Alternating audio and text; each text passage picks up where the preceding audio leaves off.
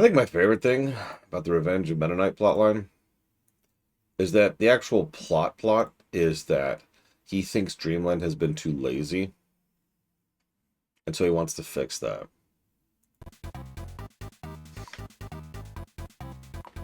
Which, I mean...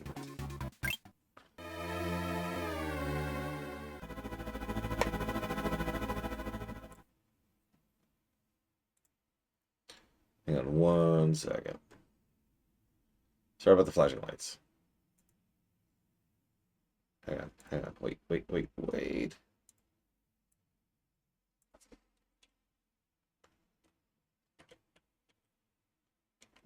There we go. Oh, no. I guess it's one or the other.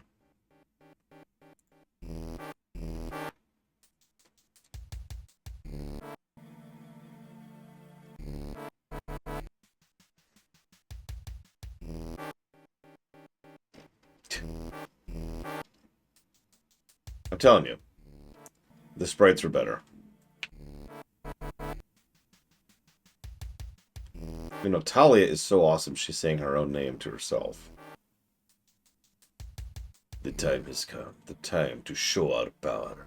Oh, yeah, by the way. Yeah, Dreamland's lazy lifestyle end will end. Lazy lifestyle will end. I will rule. Here we go. Said that weird.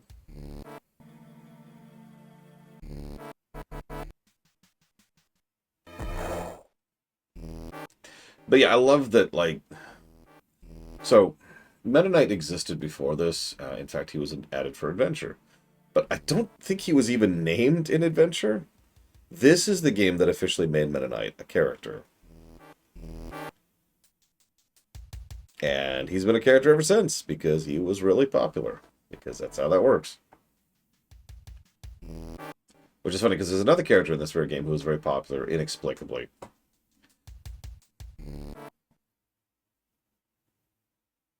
So, first of all, the first thing you'll notice is there's actually a timer on these stages.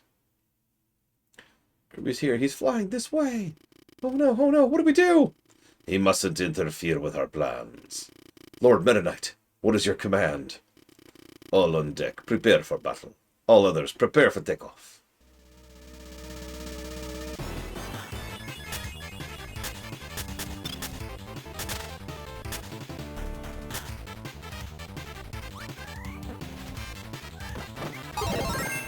And thus began my lifelong love affair with the yo-yo.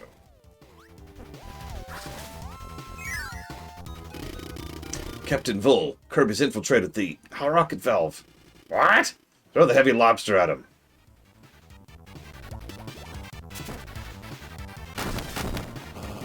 But yeah, I think part of why this stuck with me so hard as a teenager was because it had a narrative.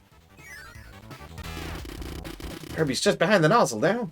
Ready for takeoff now. She can fly at any time. Hurry it up. Where's Heavy Lobster? Kirby's currently fighting Heavy Lobster. Initiate takeoff. Would blow Kirby away.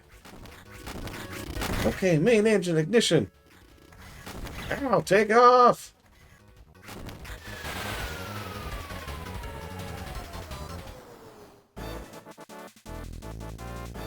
Oh, we lost the in-between cutscenes, too. And they're replaced with this... I'm not giving any of these 3D cutscenes a positive, unless they're actually good. And so far, none of them have been good. Looks like Kirby was blown into the ocean.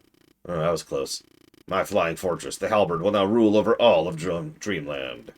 But first, a little test. Off to Great Gardens. At least we still see the Halberd in the distance there.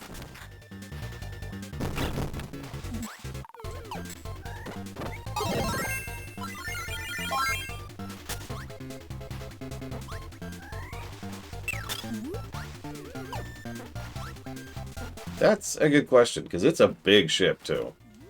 Obviously, since it's several stages by itself.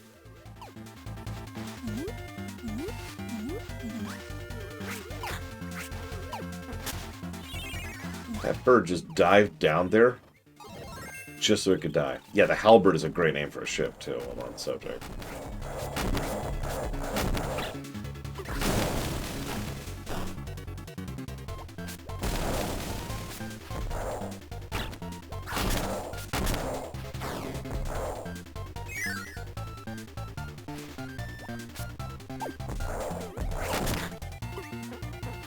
It's also a cool looking ship, which kind of helped everything.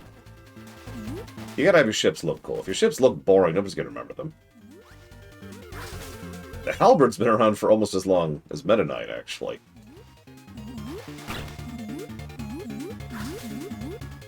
That's interesting. There it is.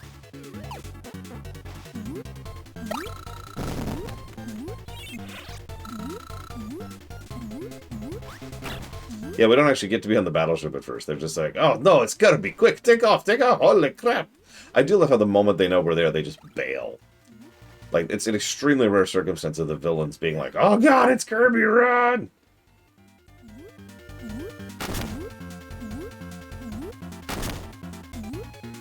There's this horrible, horrible ship that just attacked us. What'd it look like? You know, I don't actually remember.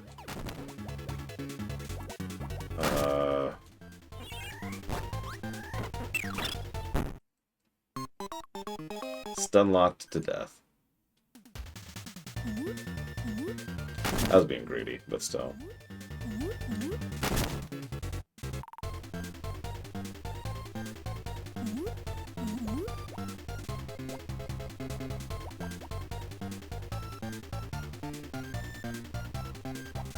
I do try, but thank you, Mr. Red. Nobody's been watching the Tangled Ruminations. If I ever needed proof that I need to discontinue the Ruminations, I think that's it. Finally did all the Ruminations, and people are like, eh. Then again, nobody looked at the Andor ones either. You think that... In fact, nobody looked at the Mandalorian ones either. So it's really easy to get stun locked to death during this section. Oh, that should not have caught me. But it did. Okay.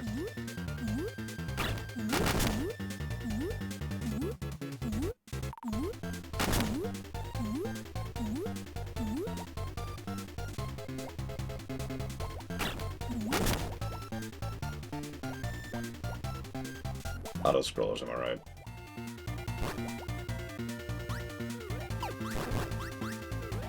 So I was about to say you could recover from one stun lock, but apparently I was wrong, because that one stun lock killed me. I fell so far behind I never actually got back up. I shouldn't say stun lock for one stun. I don't know what else to call it. Yep, no. See it like that? That one enemy's like, I'm gonna stop! Jesus Christ. I don't think I've ever died this much on this screen.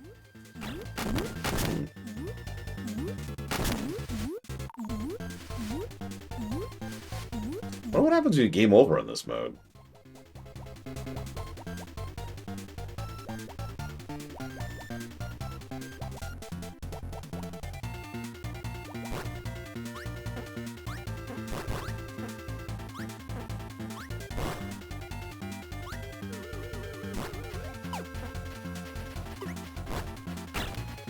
That's true, you never did finish TNG, which just sort of proves my point for me. And again, nobody watched Mandalorian or Andor, despite being more popular shows. So. Hem.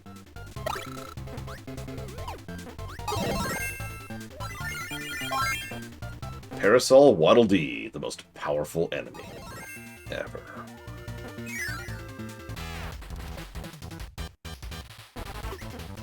So a bit of a deja vu here.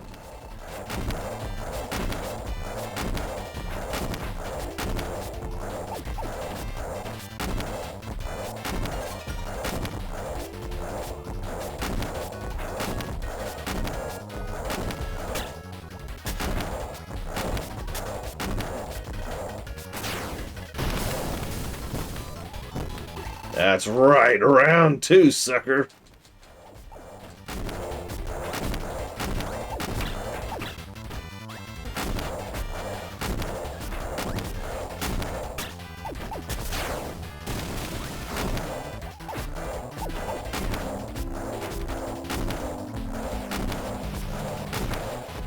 So what you're saying is there was never a market for Ruminations, and I never should have done them to begin with. Kirby's flying right after us. Main cannons online. Shall we fire? Fire! Fire! dumb CGI cutscene instead of the cool original artwork that was in the original game, which is much better than this.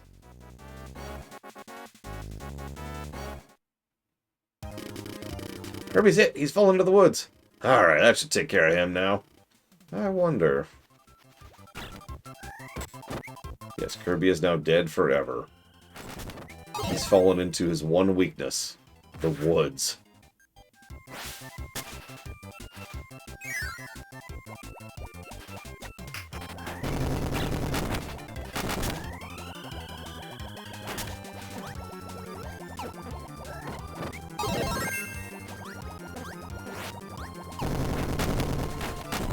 You know, just to make my point super quick, is it okay if I make my point here? Let me just... I mean, if it's not, that sucks, because I'm going to do it anyways. I don't know why I'm asking permission.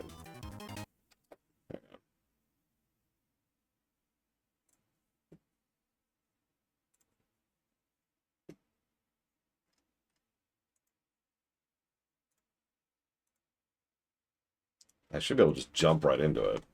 Let me show you what I'm talking about when I say these new cutscenes are so much worse. So first, let's watch the intro, right?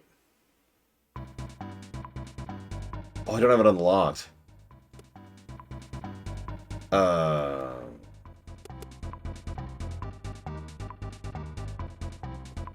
Okay. Okay. Hang on. Yeah, we need to do Dynablade, and that's not worth doing. That's going to take too long. Okay. New plan. New plan. New plan.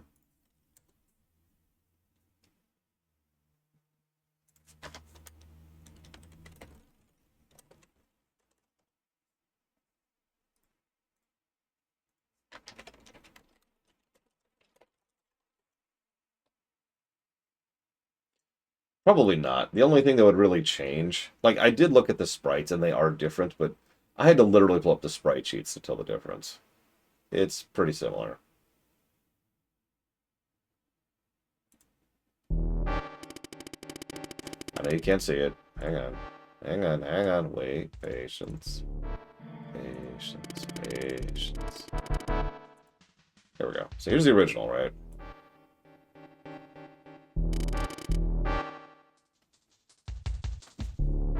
Like, the cutscenes are the big thing that's different. But it does look better. Literally. Work looks better. So then we go to the first stage, go to the first stage. Then the ship takes off.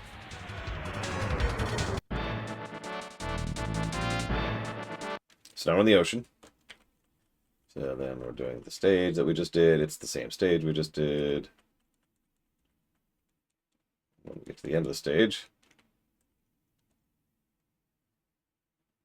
YouTube sucks.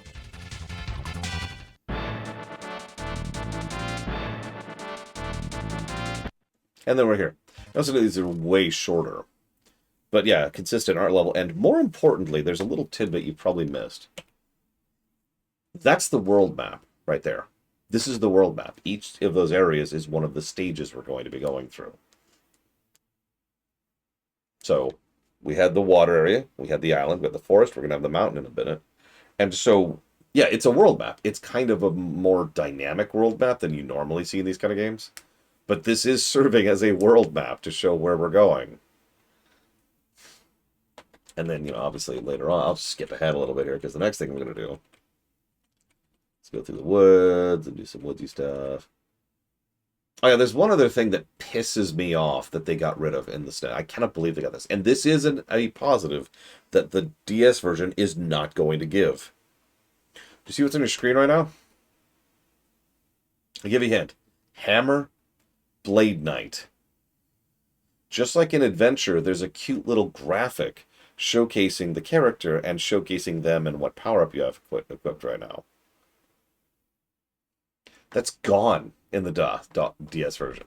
The DS version looks like, well, you actually can't see it because it looks like this. It's on the lower screen. But trust me when I say it's not there. It just says fighter, and there's like a little red circle, and that's it. It's boring. I'm sorry. Sorry to sound complaining. I apologize. But this sucks. Okay, so we go up the mountain, we go up the mountain, we go up the mountain, we go up the mountain, and then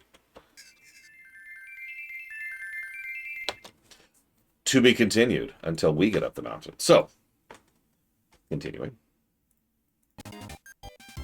Hello, Saber for Wife. Wah!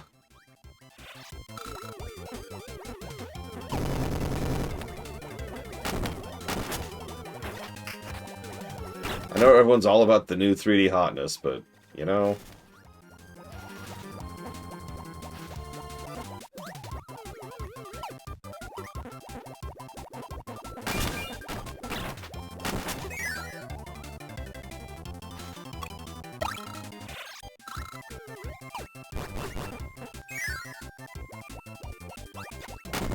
Yeah, I can't wait for the day when Spriter's resource finally dies, because that's gonna suck. I have used them as a resource, no pun intended, for over a decade at this point for various projects.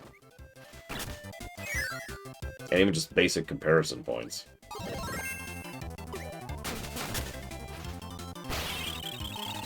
Actually, you know what? Yeah, I can see that Blade Deval.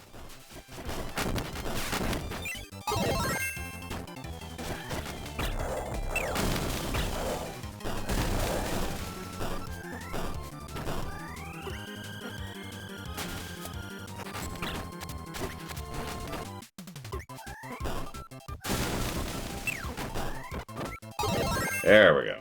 Hammer time. So yeah, I kind of already gave this away. Check it out. It's time for the mountains.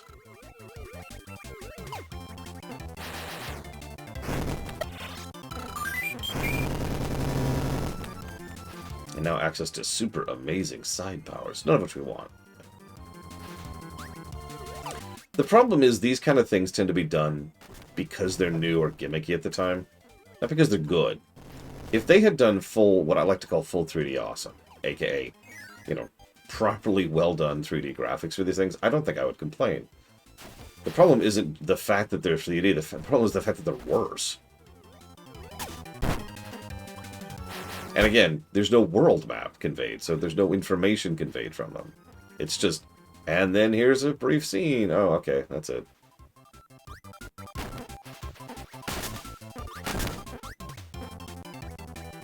It probably doesn't help that they were trying to do that on the frickin' DS, which was not the smartest of places to do that.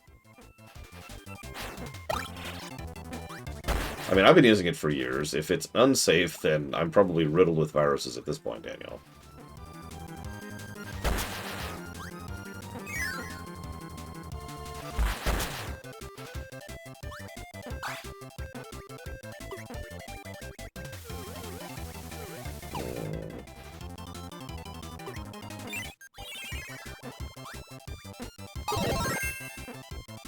Actually, yeah, Lufia 2R is another excellent example of a game that was like, hey, I'm just going to go ahead and do 3D on the DS.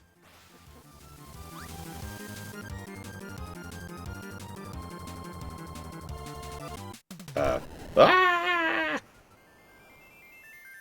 here's Dynablade. Alright, so let's see what the 3D cutscene looks like.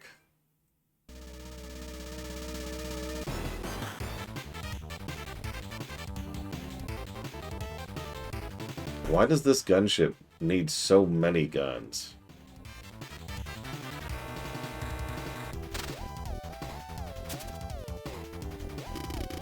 Dynablade has been shut down. But Kirby's on deck! Relax, we must handle this calmly. Listen, you lubbers, I want you all after that Kirby. No, Dynablade, no! Alright, hold up. Yeah, I think the combination of the extremely small resolution and the compression on top of that is at least a huge portion of my complaint about it. Because we look at the original... There we go.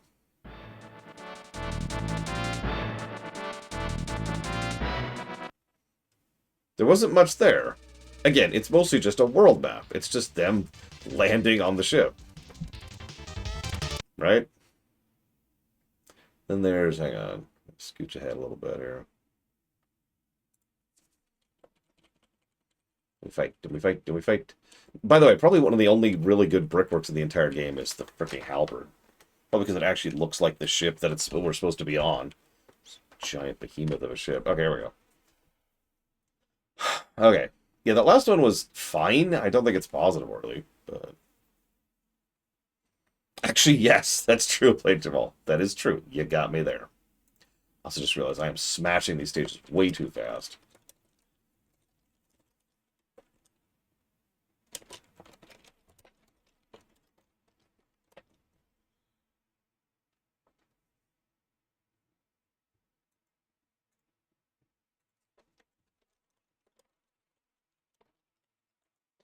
Okay. Ah! Okay.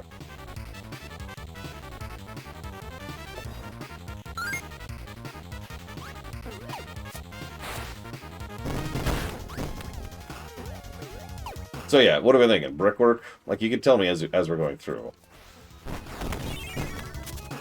But if there's an area that's going to get brickwork, it's probably going to be the halberd.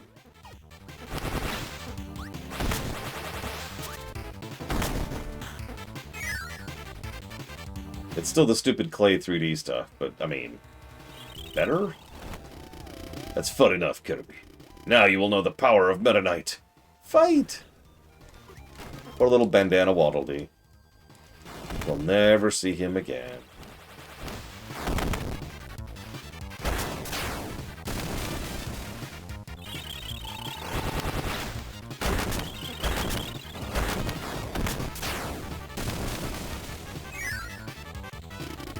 Looks like Kirby's trying to get on deck. Well, let's guide him in front of one of the cannons.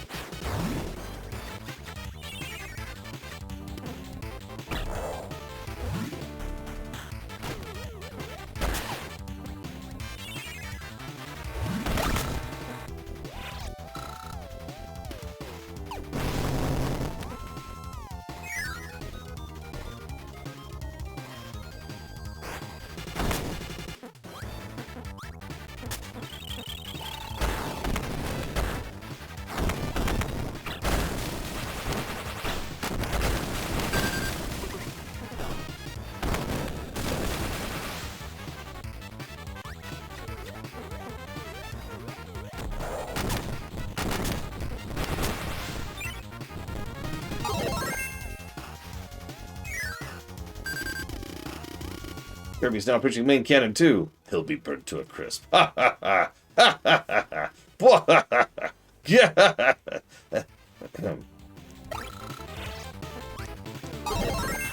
I think I agree with you. And there's a fire extinguisher right here.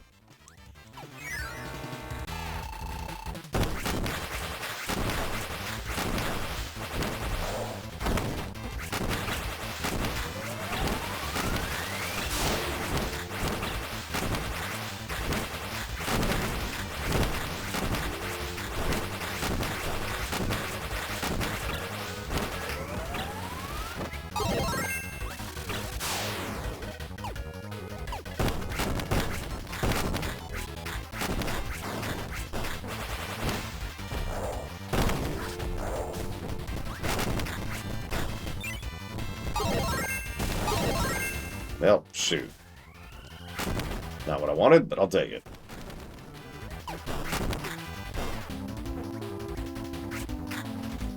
Meta Knight wants us dead because we're here to stop him, obviously.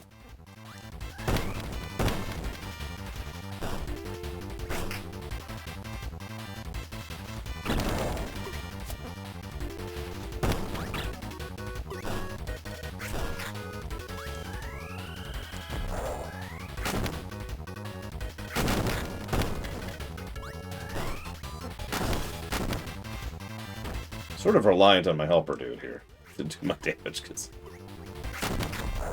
Uh-oh. Well, that works.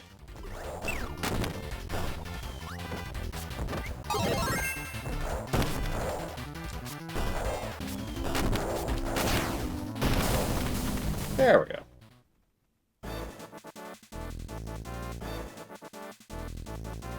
That's not bad.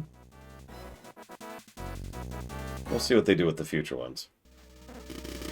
Main cannon 2 destroyed. Cannon's a wreck. We can't use it. What? How could this be? Do you have any idea? Kirby's now heading for the left wing. You don't think he'd... Everyone, we need to keep Kirby away from the left wing.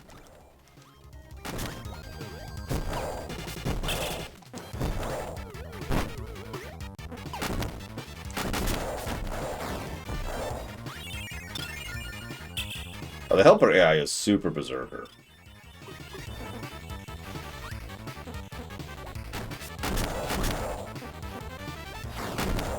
Whoops. Actually wanted that. Oh, whatever. Here, have a heal. Or not? Okay, fine.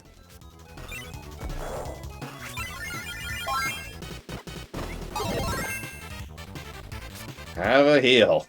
There we go.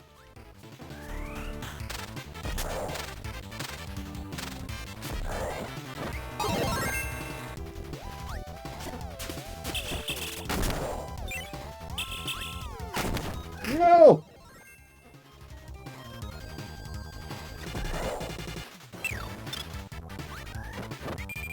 Damn it. Hey.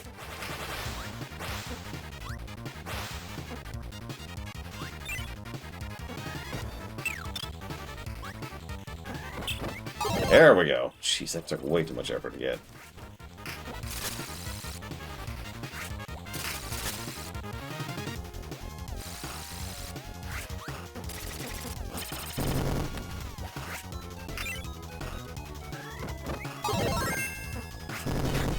And yeah, I haven't played Squeak Squad, so I wouldn't know anything about that. Oh yeah, Meta Nightmare's super short. Actually, over halfway through it already. That's why I had to, like, pause a bit. Wait, I need to take notes! But then I realized there's no way I could take notes. It would take as long to take notes on a stage as it would to be to actually do the stage. I'll just do that off camera. Can I help you?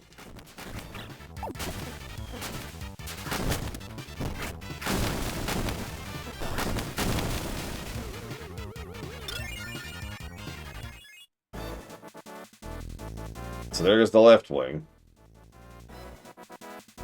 Next. These aren't too bad. Showing the ship being destroyed piecemeal. Left wing's destroyed. Damage to 74% of the wing. Ah! We're starting to lose stability because of it. Retract the sails. Give us more lift to the left wing. Here's the good song. Hey, where's Kirby now? Looks like he's inside the cabin now. We got him on radar. He's in the ducts. What's he doing there? He's moving through the ducts now. Is he lost or something?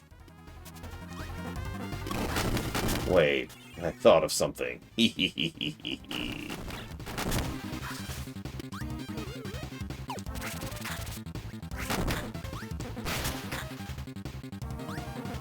I'm going to start an auto-scroller. Has he made it into the armory? It's his pick of the lot now.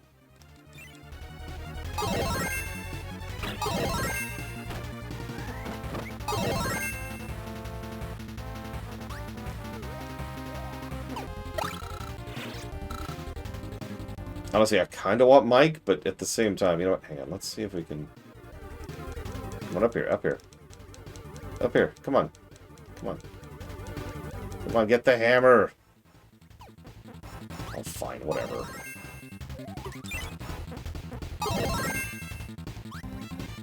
Yeah, there was no Meta Knight character until this. He showed up in Adventure, but that's it. We all ready? Are we really doing this? I know we'll regret this. Shut it! Now's our only chance to finish him. This time we will succeed. Heavy lobster, away! So, auto-scroller. I might die here. Because it's an auto-scroller. The only thing that can kill Kirby.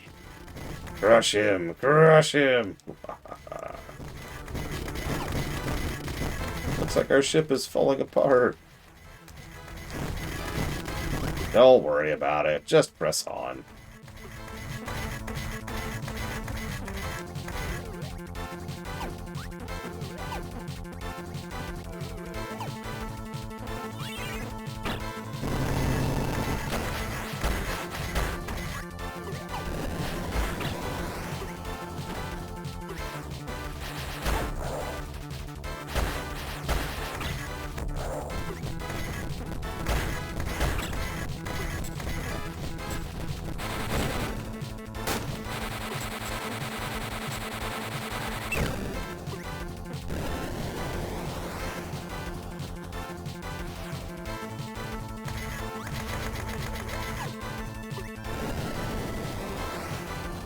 Are those bombs in the background?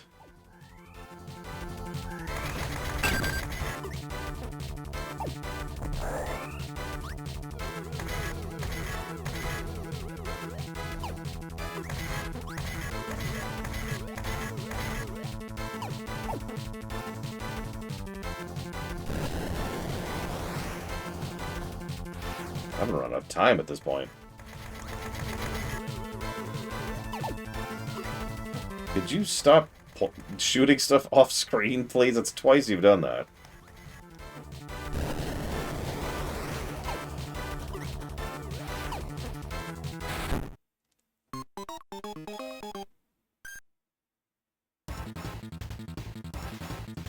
Oh, anyways.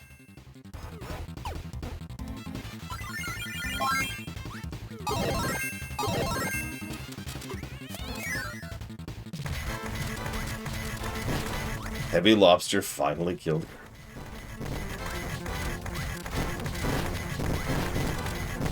Because he kept shooting his vulnerabilities off camera, which I suppose in the interest of honesty was probably a smart move. You can't hit over here.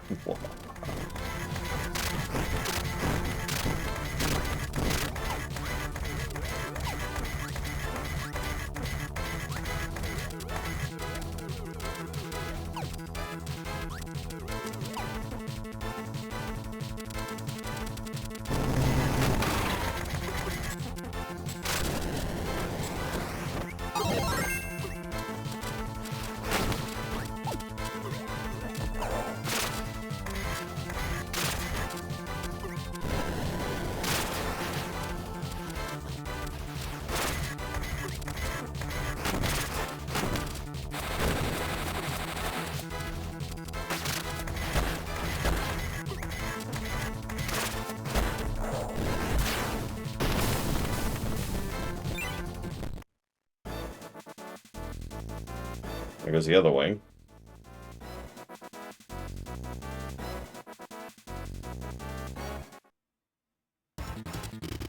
Looks like the explosion from Heavy Lobster took out the right wing. Oh, oh. Having both wings destroyed may be just what we needed. Kirby's climbing around the outside of the ship, heading for the helm.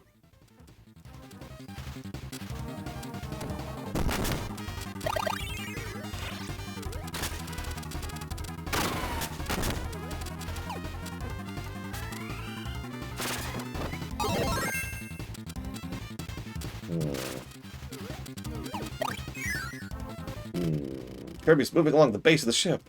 Not much I can do about him there, but the wind is strong. And it's cold. And it's high.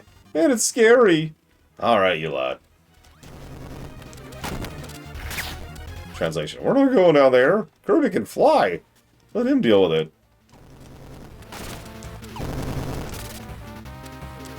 Excuse me. Rude.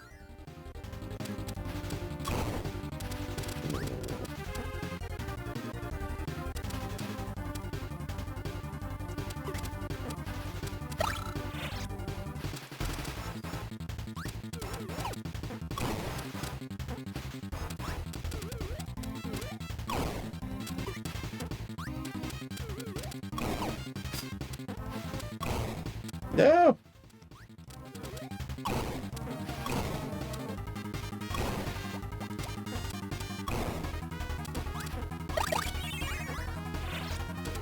I don't know what's down here.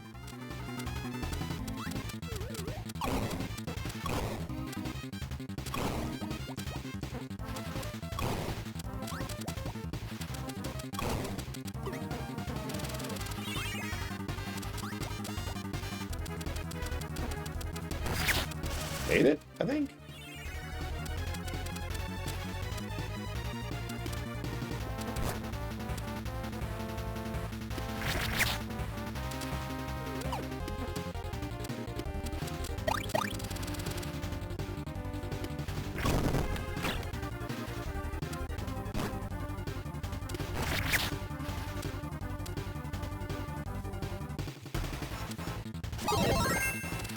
I like how they give Yo-Yo as a reward. They knew. They knew. Why are there birds on board the halberd? It's the halberd, not the halberb. No, my secret stash of food and one-ups. So you were the one hoarding them, you scallywag. They looked delicious.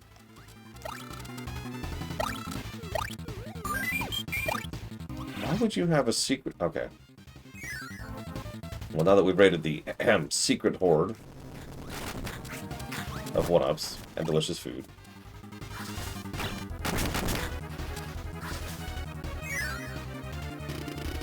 Kirby's heading for the reactor. If we lose the reactor, this is all over for sure. Never fear, I don't think Kirby can do anything to the reactor. So long as he reflected laser doesn't hit the reactor, it'll be invincible. Ah, don't even say things like that.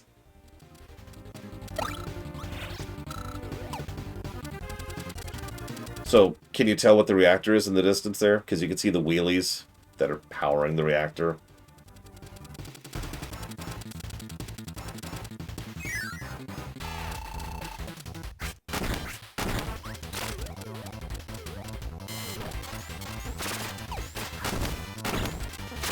You can see them here, too.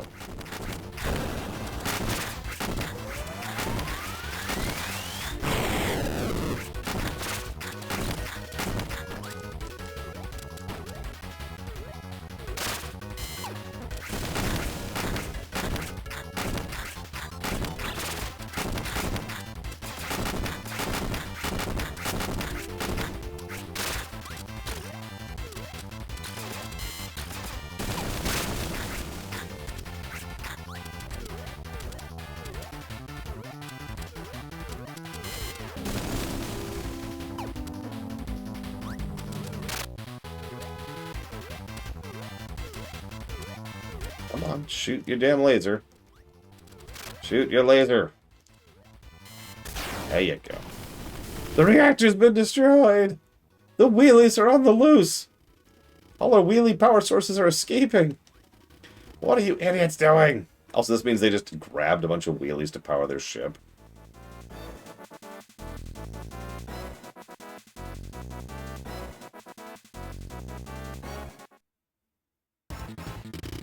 All systems failing. Number 3 and number 5 engines gone. We're junked. Nothing left to do but crash.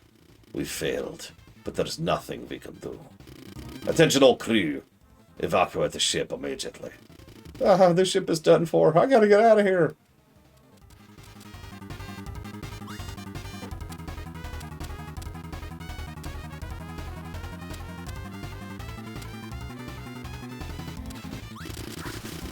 I'm escaping now.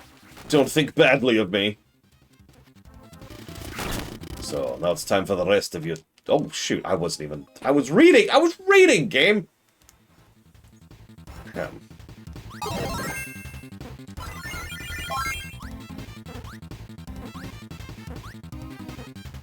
Please? Okay.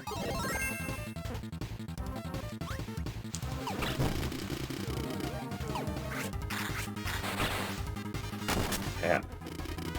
So, now it's time for the rest of you to escape as well. I will stay until the bitter end. We should finish off Kirby, then escape. Together. Oh, you are all about to perish. Do as you please. I'm sorry. Oh, they changed his dialogue.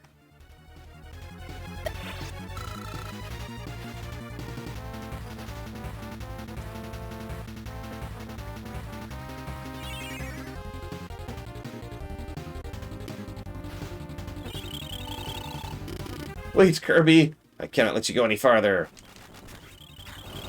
I'm not sure there's much you can do about this. I'm Kirby, dude. I've been to space, yo.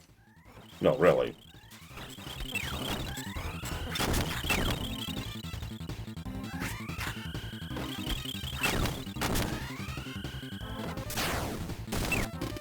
Lord Meta Knight, please take care. We'll go on ahead then. Guess they're dead.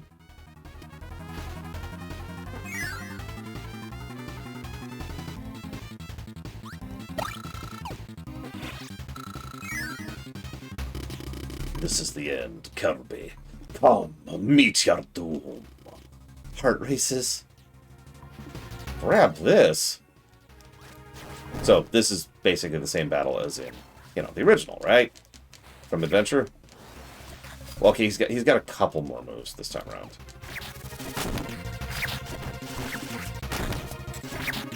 I'm not ignoring you, by the way, Blade 12.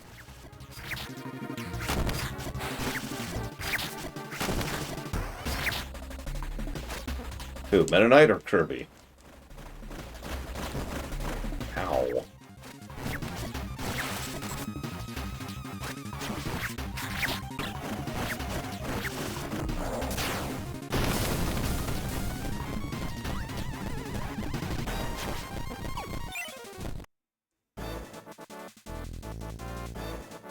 Ooh. Now for the one where might actually die. No, really style. In fact, I might pop a save state here.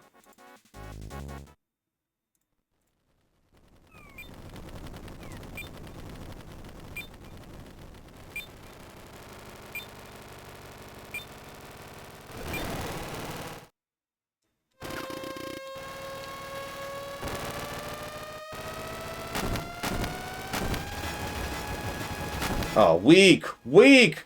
Sorry. I cannot believe... So, it's a new soundtrack, and this is one of the first times it's been really obvious, because I know these songs very well. And it's a weaker version of the song. This is like a really super intense song in the SNES version. This is the problem FF4DS had, for the same exact reason, too. Weaker instruments.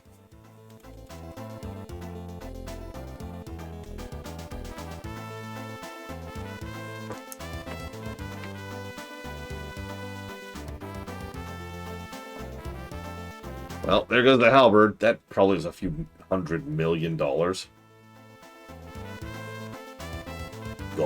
I don't know, whatever. But yes, this is the first time they added a lot of things to Meta Knight. I'm pretty sure it's the first time they gave him a frickin' name.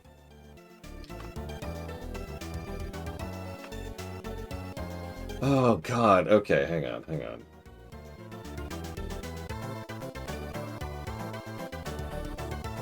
Let me catch up a little bit on the review side of things.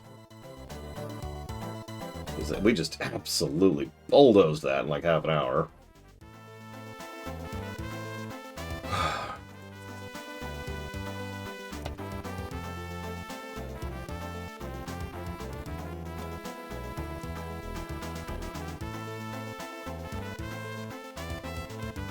It is on a time limit, that's true. But like... I don't know. It's always been short, but just like the first game, it's incredibly dense.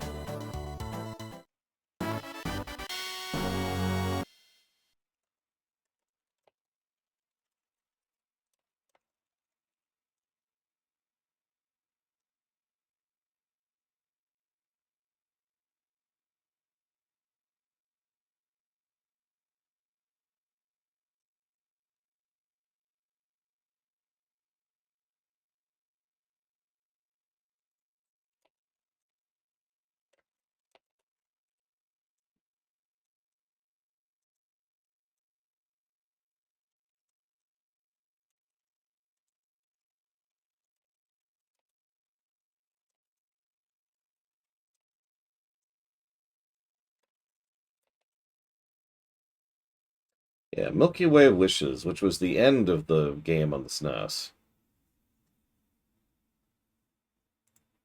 But while we're here, just to make my point really quick, why don't we listen to the SNES versions of some of those songs we just heard? I know I'm a little bit of an audiophile, and I do have headphones in, but to me the difference is pretty obvious. For example...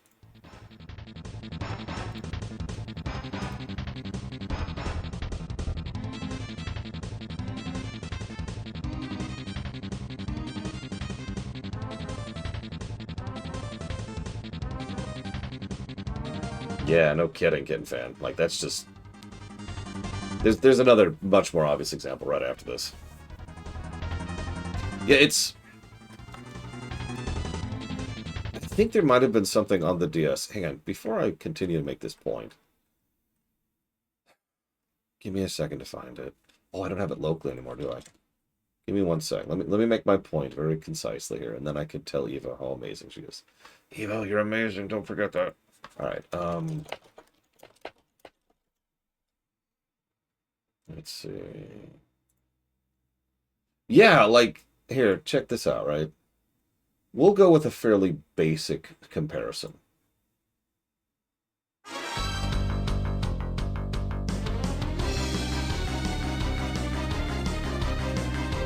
God, I wish I knew more.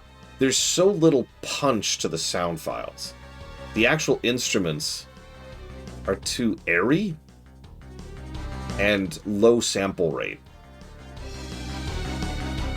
Right? The core song under it is solid. Yeah, it feels MIDI. That's a great way to put it, Talia. It feels MIDI in a bad way. By contrast, this is the same song on the SNES. Or is what I would say if I can find it. There it is.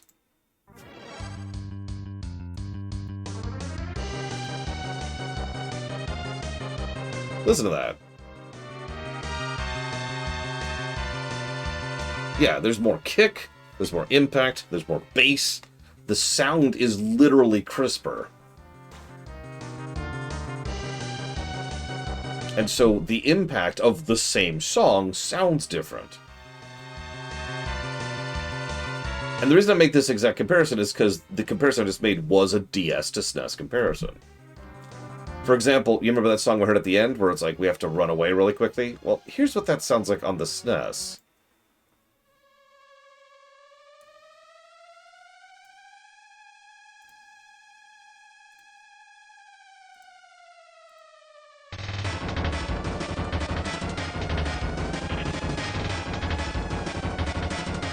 Listen to that.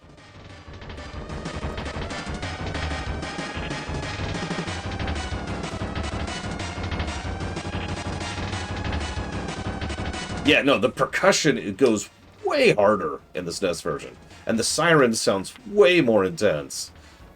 You know, the air raid siren in the background there.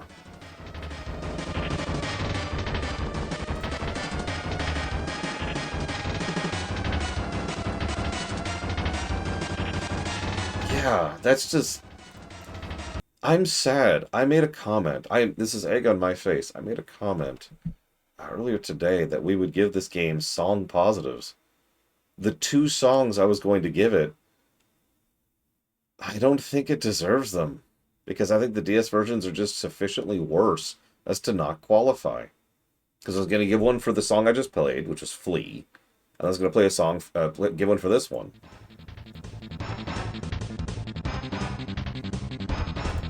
And I was going to argue one for this one.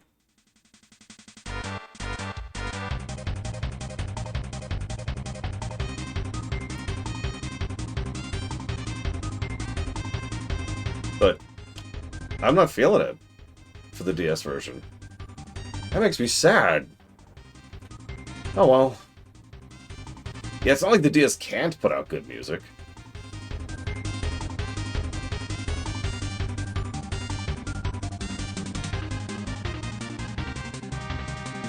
Ah, well. Moving on.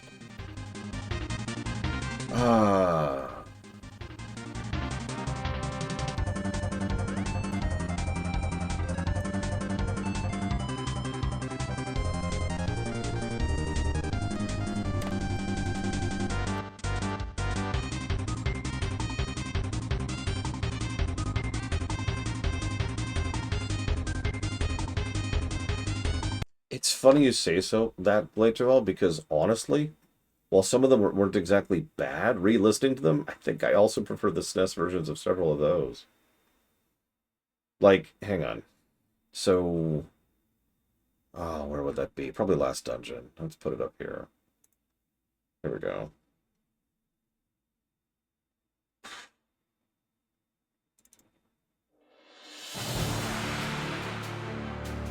Oh, wait. So, okay. This sounds really good, right? fact, this sounds extremely good. Which makes sense, because this is not the DS version of the song. You probably don't remember this, but when we first started Lufia 2 DS, this song played like in the tutorial dungeon. Remember that? And I remember being weirded out because it absolutely was not the song that's playing right now. And I expected it to be.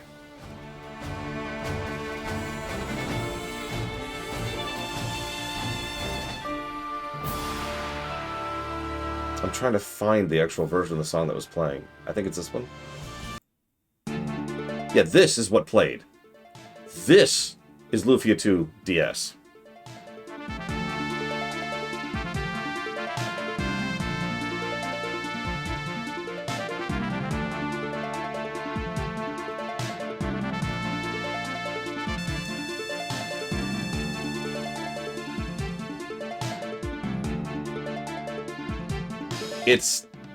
It sounds a little MIDI, doesn't it?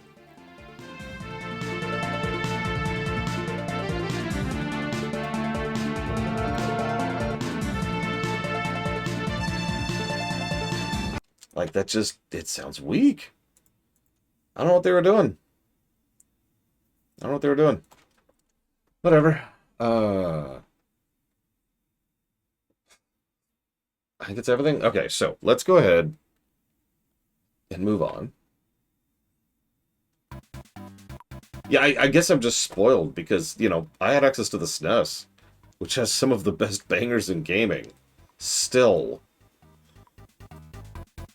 I mean, don't mistake me, there's tons of generic, boring crap on the SNES, and then there's Mega Man X1, you know? Or Kirby Superstar. Or Super Metroid, or whatever. So, Milky Way Wishes. This was the end of the original game.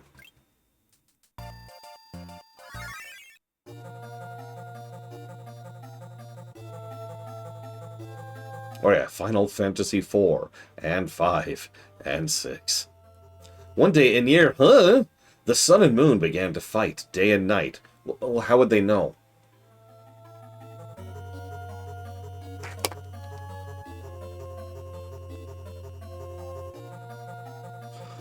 It's Marx! Hey, hey, hey! Can you make peace between the sun and moon? You need to ask the giant comet, Nova, for help. But first, there's something we must do. To ask Nova, we need to gather power from all the stars around us. It'll be difficult, Kirby, but you can do it. We're counting on you. Good luck.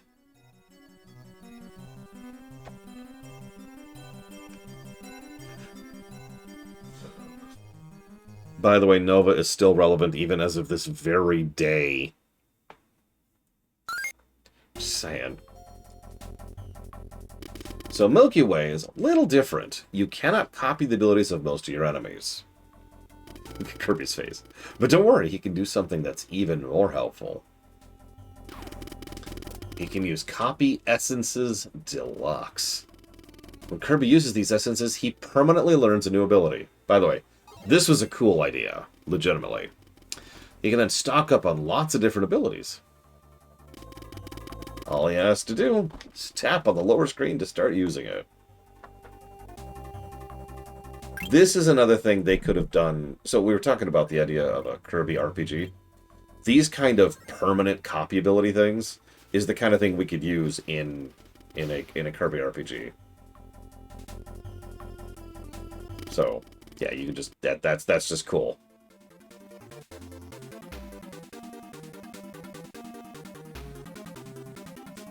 There's a natural order to these. I forget what it is. I think we're supposed to start up here. Floria.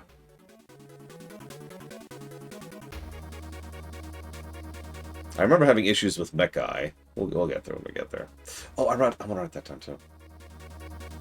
I mean, it would fit in Amazing Mirror. And yes, there is a secret level. I don't remember how to access it.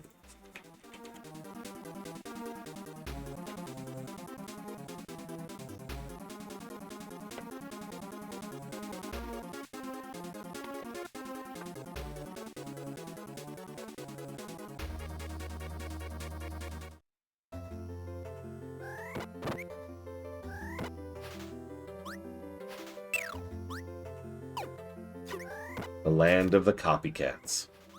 Do you get it, Evo? They're copycats. They're cats that copy your abilities.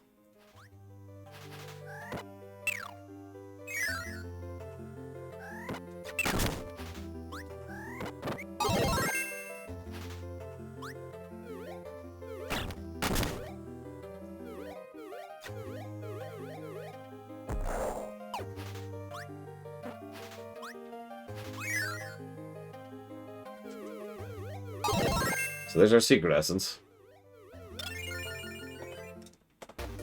Okay, there we go.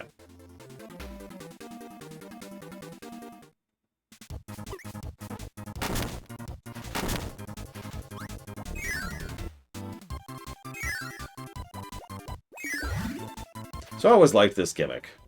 Spring, summer, fall, winter. Milky Way had some really cool ideas.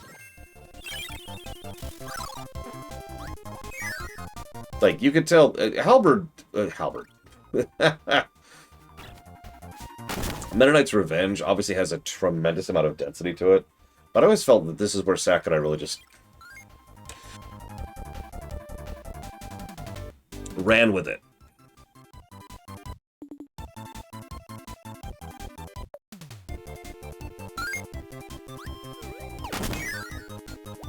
Yeah, this is what the space stage of Spore was probably supposed to be. I'm use such terminology.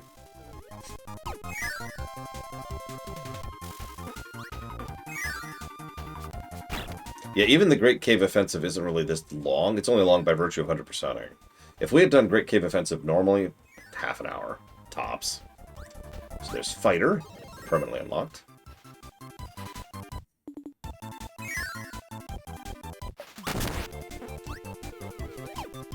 As is, Cave was still only a couple hours.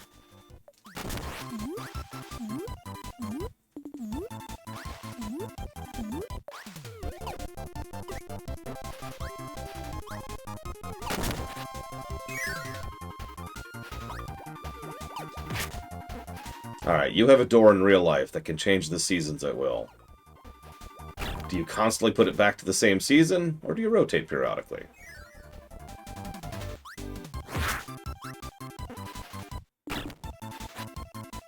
Oh, 100% Kitten Fan. So, I mentioned something as an aside earlier, but to be clear, this wasn't actually a joke. So, prior to Star Allies, which is what really codified everything together, there were two dominant background plot threads. And they didn't really intertwine. In fact, you could have argued that they're two completely separate competing plot threads, right? As in the two have no coherence with each other. One is about the Ancients, and one is about the dark matter stuff, right? After this, really, is when the two plot threads started actually coming together and having some coherency with each other. And we started to see how the Ancients connected with the dark matter, and how the dark matter kind of sprang from that, and blah, blah, blah, blah, blah. I do wish they wouldn't be as afraid to put some of those deeper plot elements just out there. Like, we know that Kirby has lore. You know? Anybody who's even remotely a Kirby fan is aware of the fact that there's a lot of lore behind it.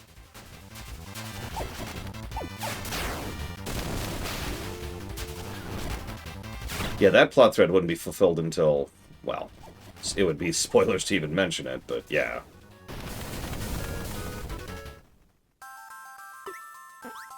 One down. Simple but solid, as a lot of these stages are.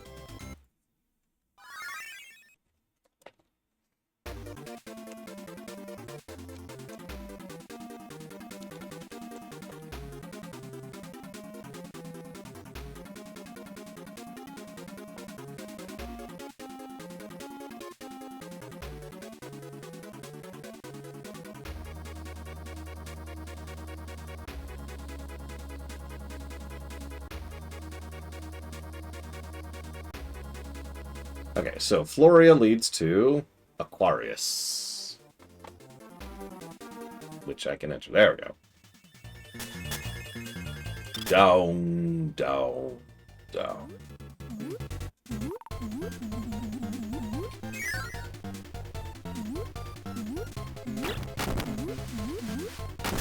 Yeah, someone tell the Sun and Moon to stop fighting.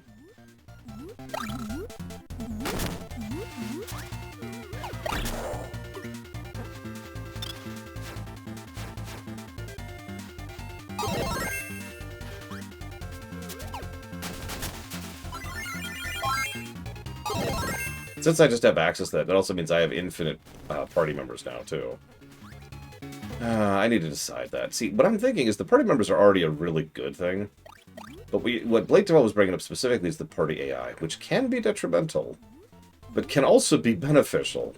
If anything, I feel like the party AI should probably be one of those positive-negative scenarios, because it is helpful, and it is useful on a lot of stages, and then it's also detrimental on several, right? I don't know. I'm repeating myself. So you see, there's this thing called repeating yourself in order to pad out the word count. It's very important to pad out the word count.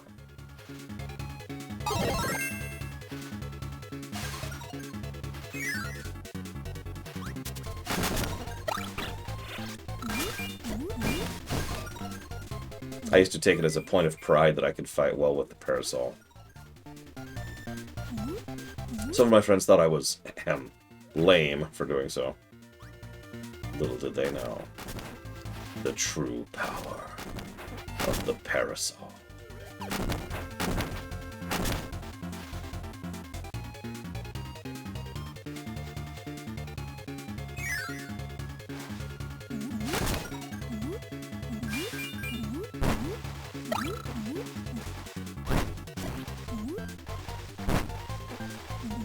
The Ancients were name-dropped in Star Allies, specifically Chell Pangolin. The way that the Ancients are relevant here is because they're the ones who built Nova. Spoilers.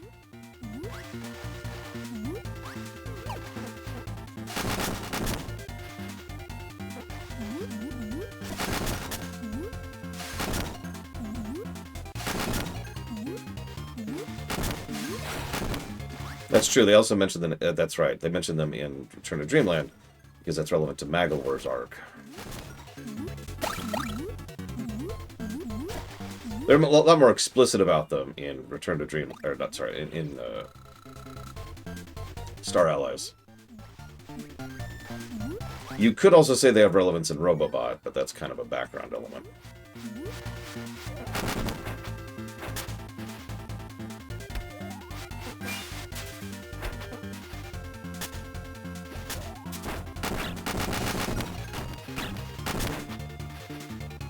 How are we seeing space underwater? No, don't answer that.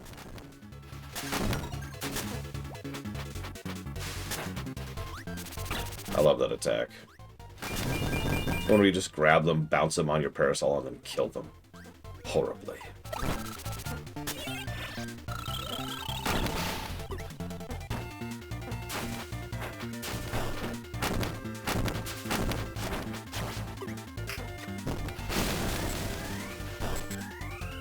So I suppose spoilers, since Chillpellion asked this, but spoilers for Star Allies. The biggest thing that Star Allies really gave across is not the fact that the Ancients exist, but rather that there were two groups of Ancients. Also, look, Sun and the Moon, see? Yeah, we're still on Expedition 33. Sorry, everyone. That's right, the magic side and the tech side.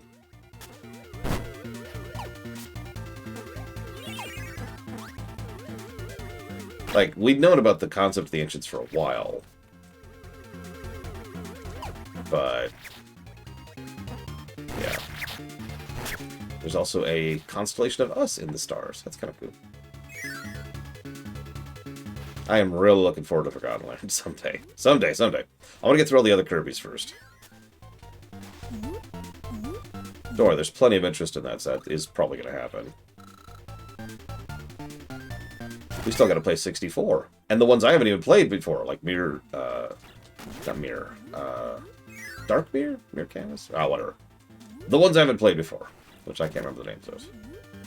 No, no! Amazing Mirror, that's it. Amazing Mirror. I have not played Amazing Mirror, correct. Yeah, that's right. I also haven't played Triple Deluxe, and there's a full list. I thought about it earlier when we were going through Dreamland 3. Yeah, I haven't played Squeak Squad.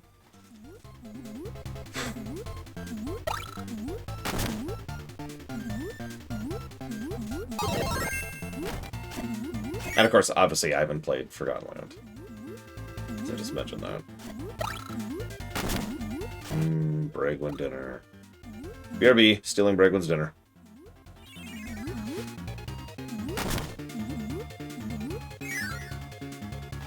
I actually have not, Baron.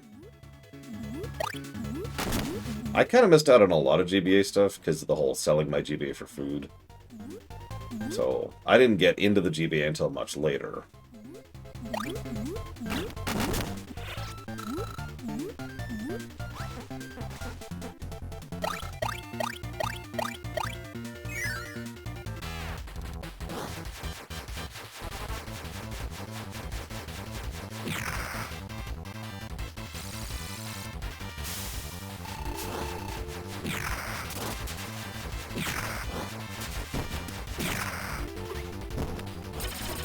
Yes, I know, Kid Fan.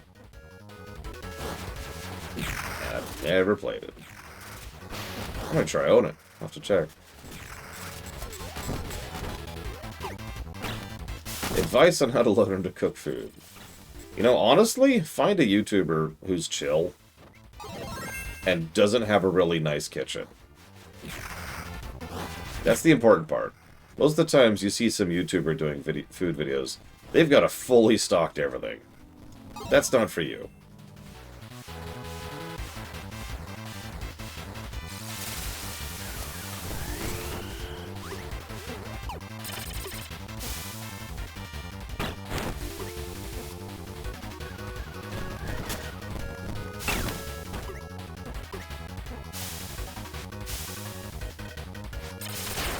Yeah, there's a couple of YouTuber cooking people I've seen, and most of them are neat for ideas, but they've got, like, a full setup. Like a full outdoor, flat-top grill kind of a thing. And I'm like, yeah, I don't have any of that.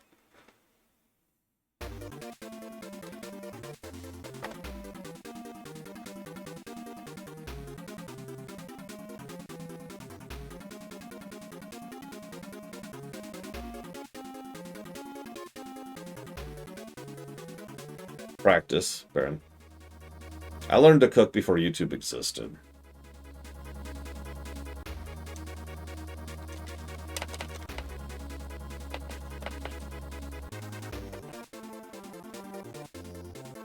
You know how I learned how to cook? By failing at it over and over.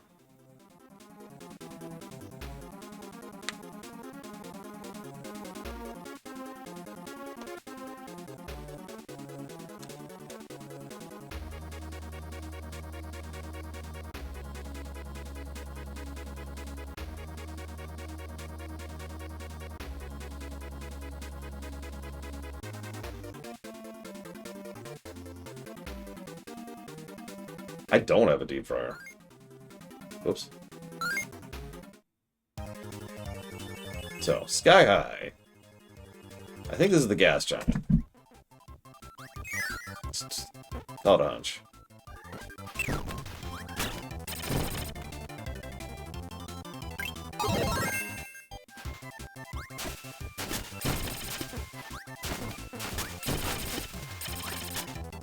If you want one piece of advice for cooking,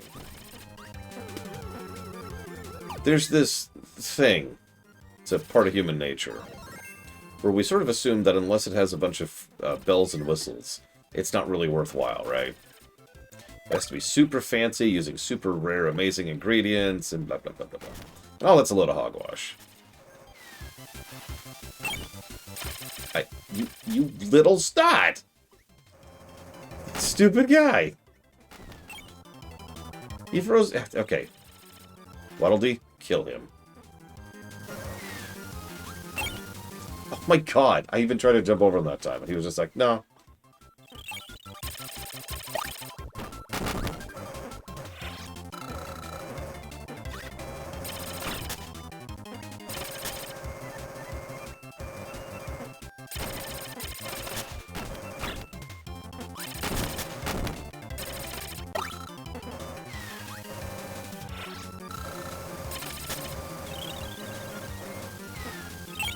For Christ's sakes, I just, these guys, they're just here. They're just here to waste my time. That's all they're doing.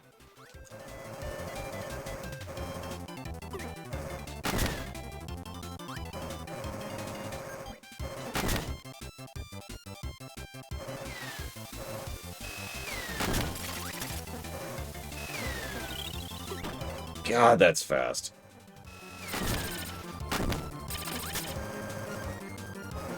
Assassin, Mr. Red. He just couldn't do it.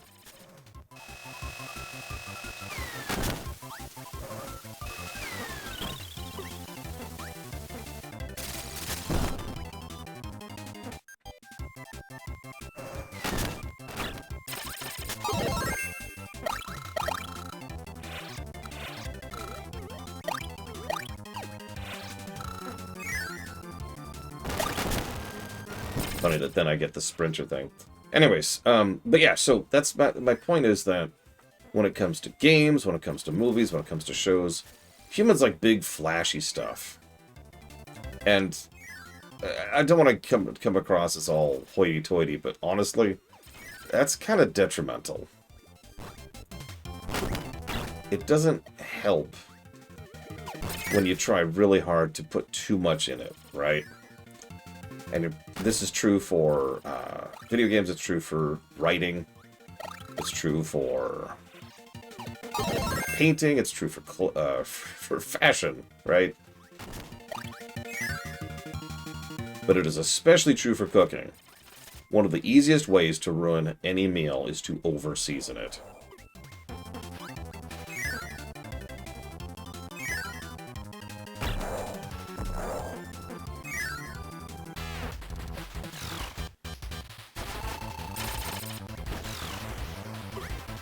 Yeah, it is.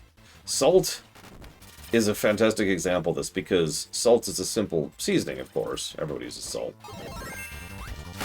But it's really easy to oversalt something, and if you oversalt something, it is ruined. There's no recovering that. It's just ruined. You've just destroyed it. Congrats.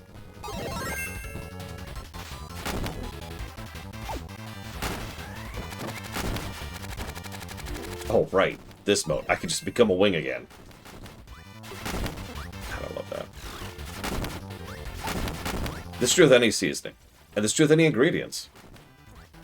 It's really easy to fall into that mindset of, oh, well, this is too simple. Or this is too basic. Or, oh, I'm not a good cook because it's not something fancy, right?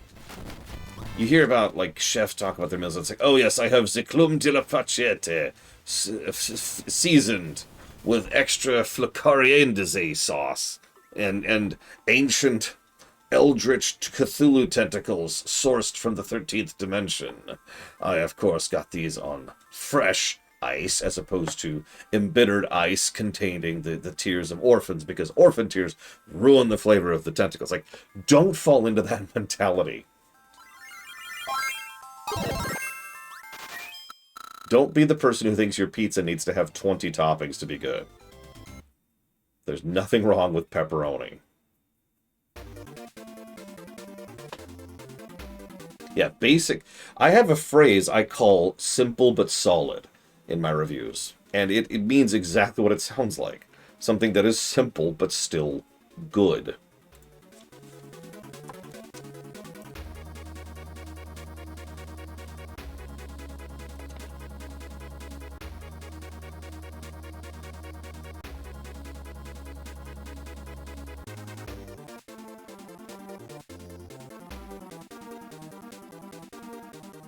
I've actually argued when it comes to game design specifically that it's harder to make something that is simple and good than it is to say make something complex and good.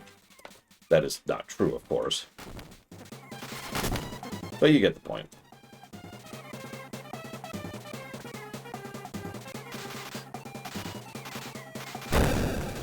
Oh, that was the thing.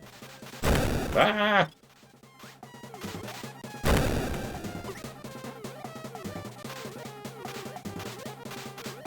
Yeah, quite a bit of Pokemon falls under simple but solid. Not all of it, of course, but some of it.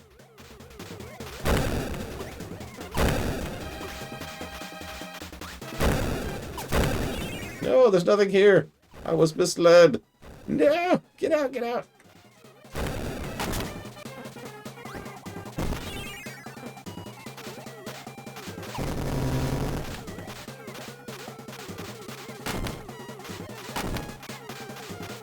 Actually, yeah. Kirby's Dream Land 1 was simple but solid.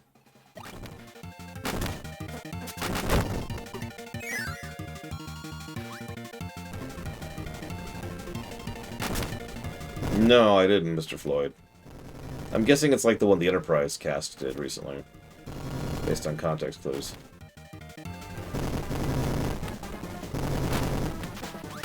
No.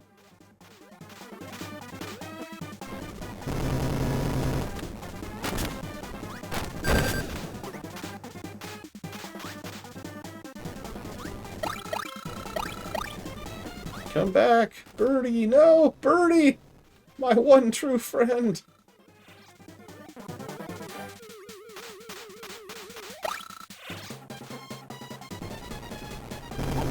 Ah!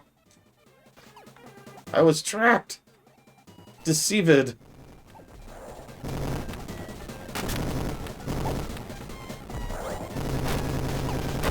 It's okay, surely I won't be deceived again, right? Ah! I knew it! I actually knew it!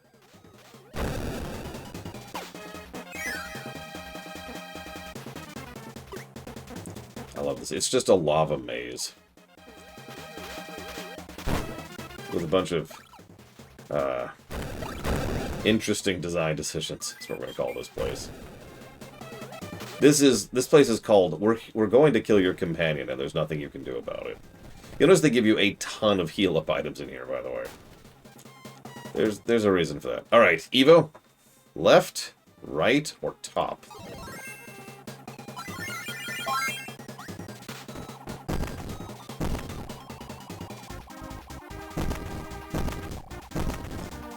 Okay, I have accidentally gone the wrong way. So, I didn't do that on purpose, I swear.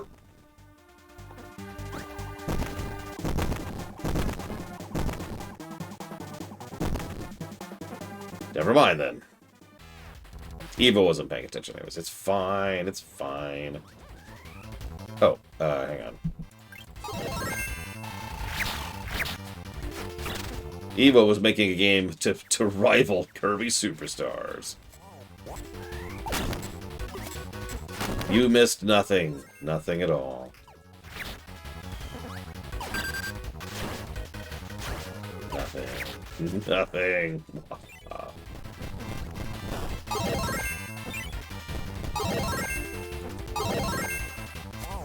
Ah!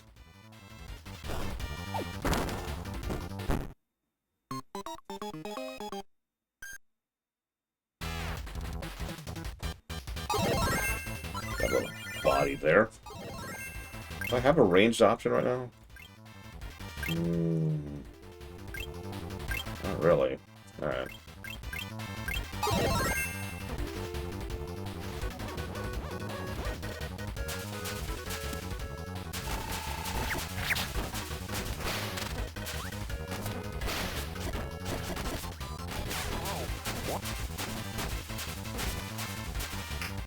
Yeah, we'll see.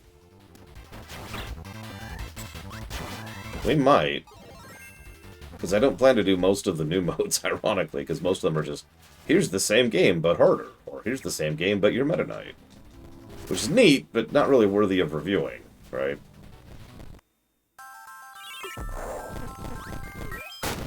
No! My companion!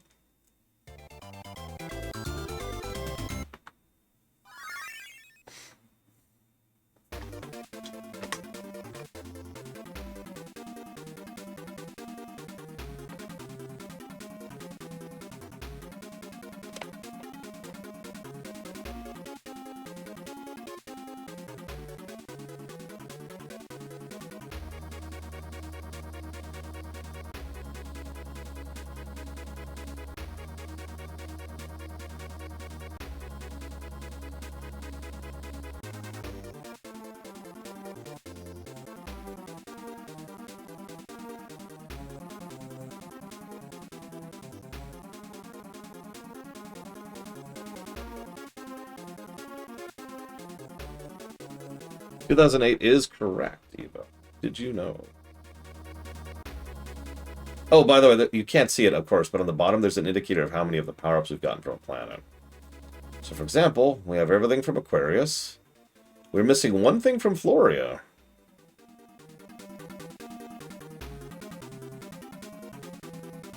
We didn't get anything in Hotbeat, like, at all.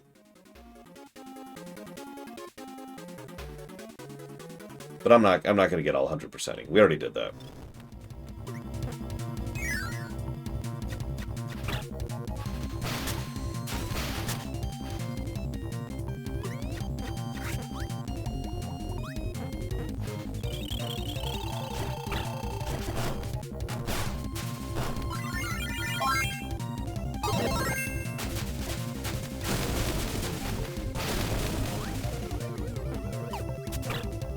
So this is planet Cavius. Now, Evo, I want you to guess what type of world, what biome, you might say, is planet Cavius.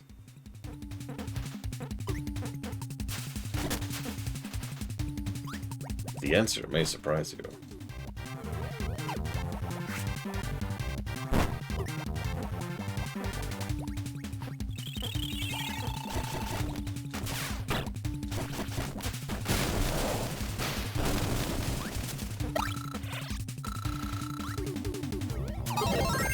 That would actually be kind of funny. And the logic is it's full of cavities.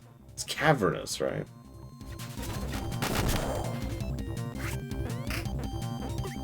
Big cavernous fields. Or desert. Yeah, that's even better. I like it.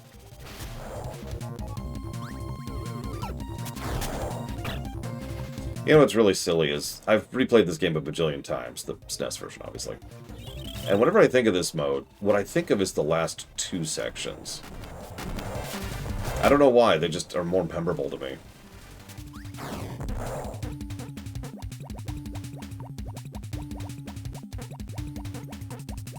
Well, I don't have hammer. Or stone.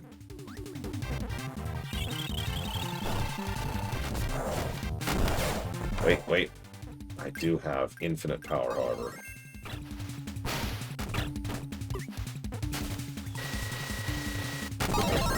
I can cheat.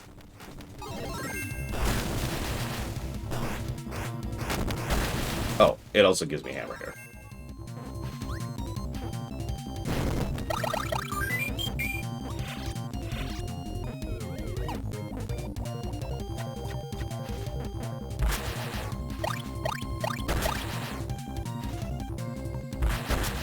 Listen, once I gain the ability to cheat in real life, ooh, doggy.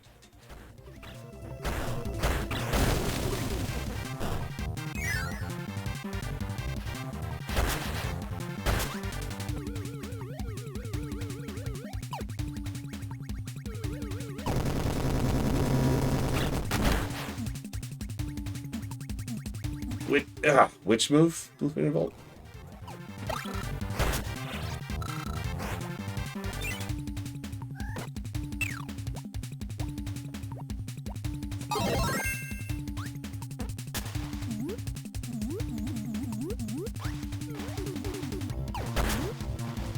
Ah! Yeah, the current. There we go. Okay. We're good. Hey, there's stone, speaking of which.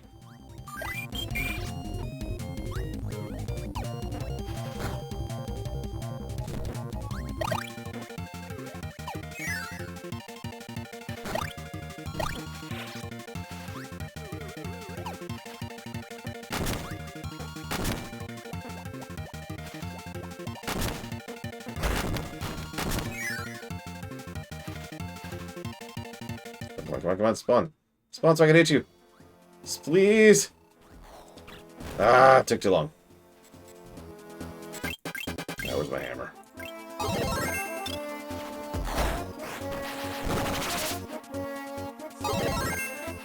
I almost never use this ability. For some reason.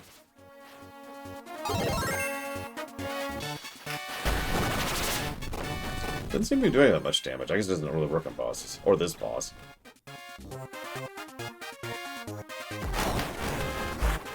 One thing I don't like about this mode is they reuse a lot of bosses for this mode. Almost all of them, in fact.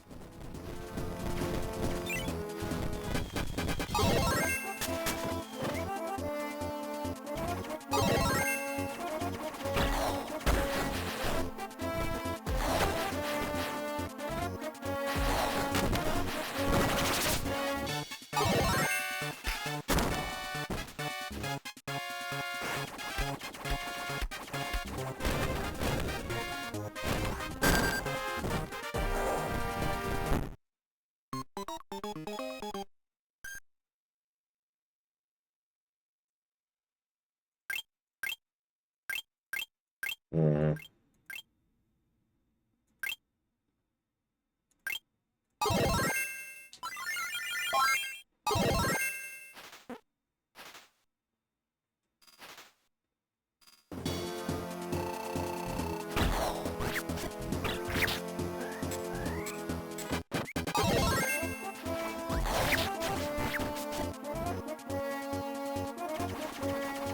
You can also always play these battles really, really idly, because as long as you have any ability, you have infinite helpers. So all you have to do is dodge the entire fight and let them kill it for you. It's a little slow, though.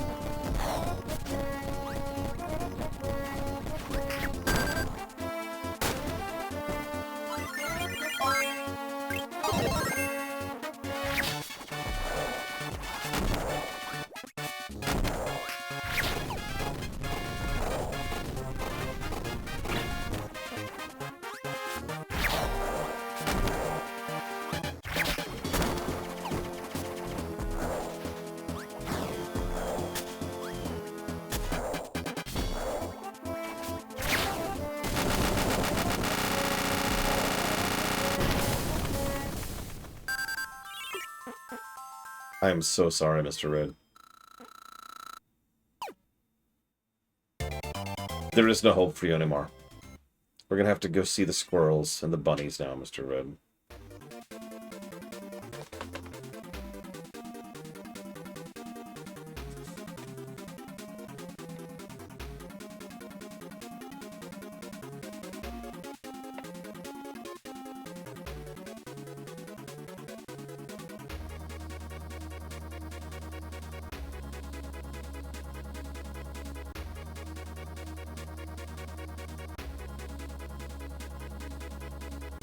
So, Mechai. Whoops, wrong button.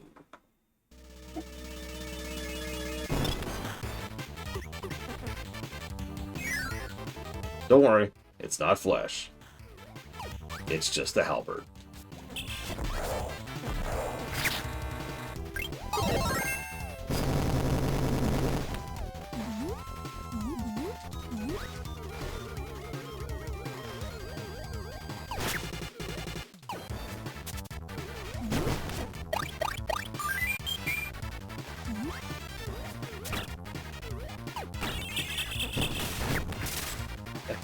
Just let me move, game! Jesus! The stun locking is real. Okay.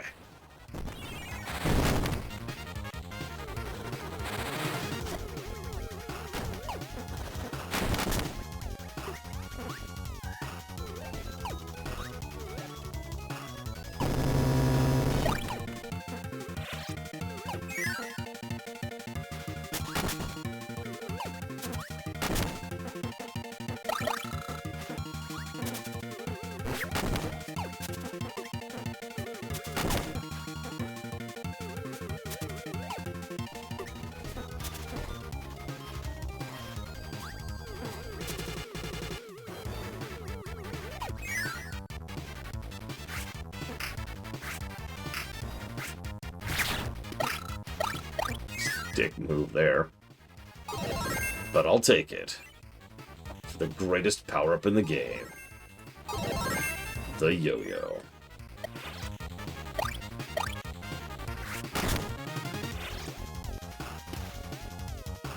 Which game was that, Kitten Fan? Because that sounds familiar. Ah!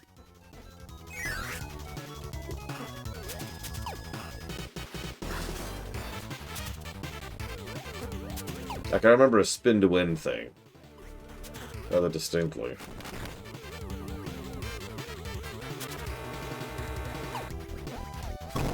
And yeah, you just sit there and just go... Vroom, vroom, vroom, vroom.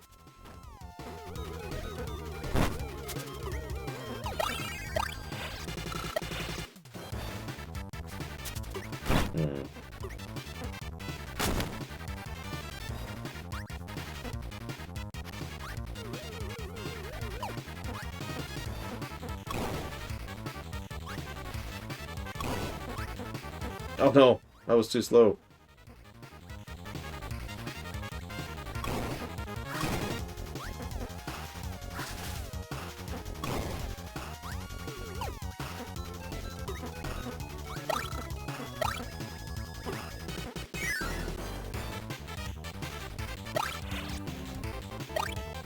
I like how we rushed forward to steal the food there. It's like, I was gonna give you some anyways, dude. Not chill.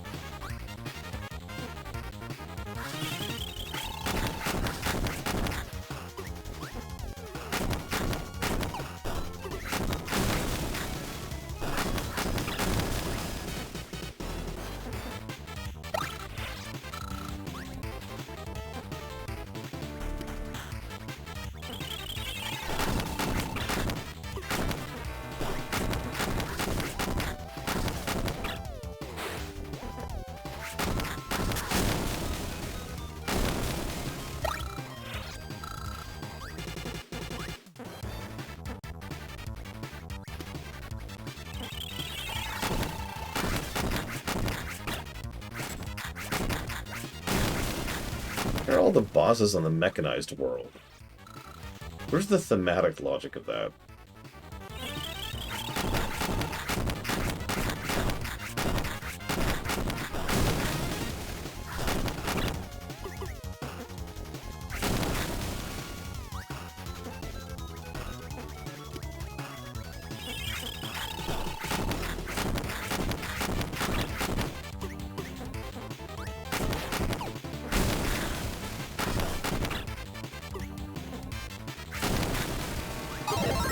Oh, there's plasma.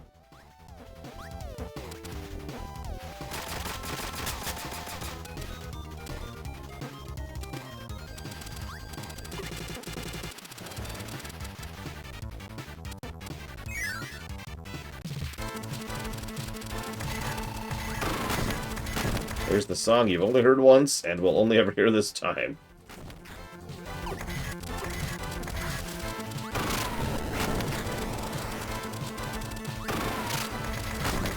Yeah, if it's not obvious, the amount of damage Plasma doing is just silly.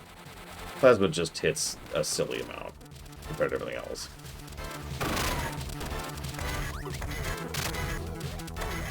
It just, you know, hurts the hand to use. Whoops.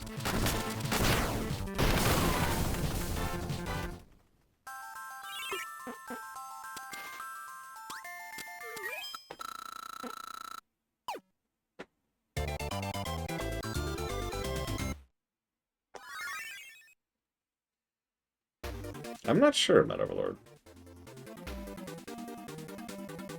Half Moon. I remember getting stuck on this level before.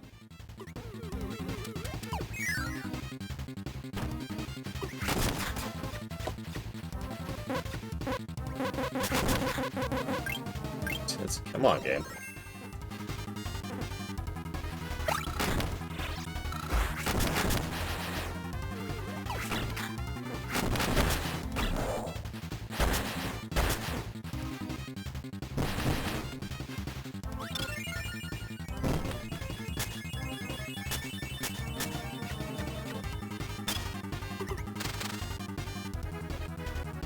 I'll take that.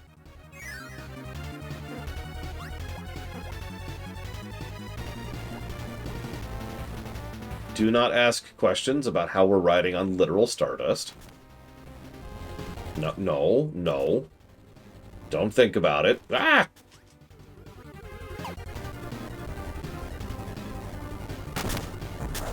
Ah!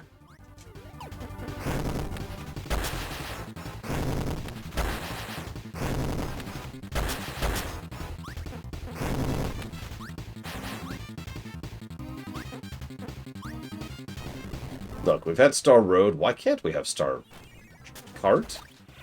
Star Train? Star Rail. There we go, Star Rail.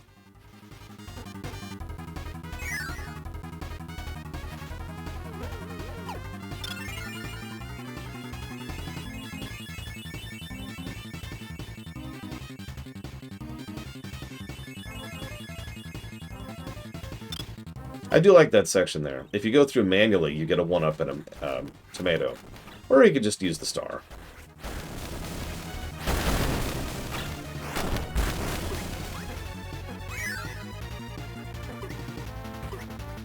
Well, time to kill Czar for bringing this cursed knowledge into existence. Sorry, Czar, you know the rules. Anytime you invent a gacha game, it's curtains for you.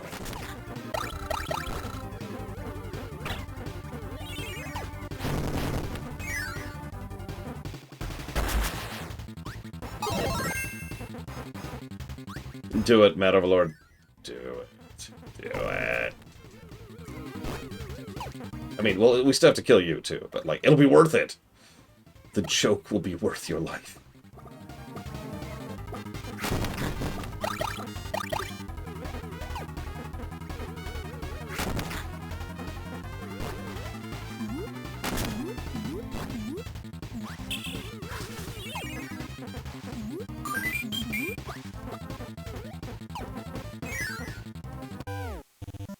So, Evo. Evo! Evo! Evo!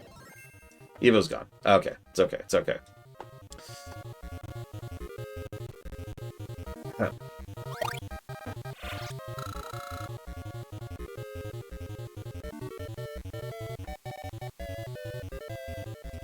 On for a second here.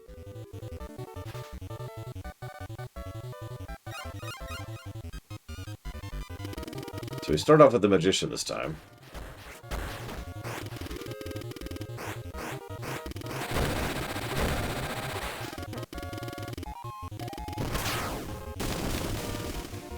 Yeah, the actual name of this boss is Computer Virus. Ooh, it's an evil knight now. Look at that.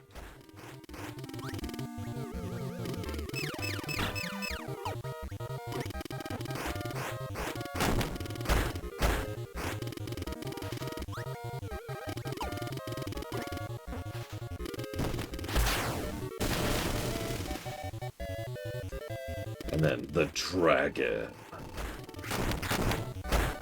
I believe this dragon is actually a house, too.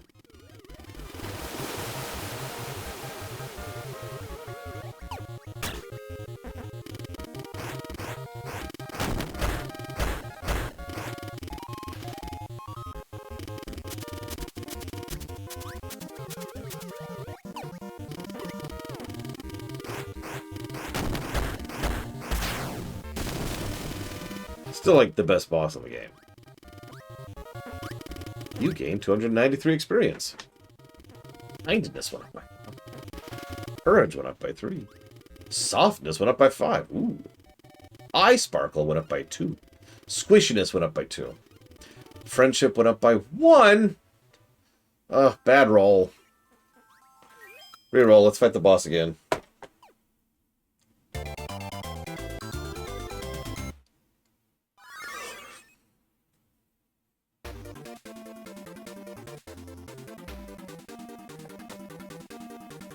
Mennonite has slightly different stats.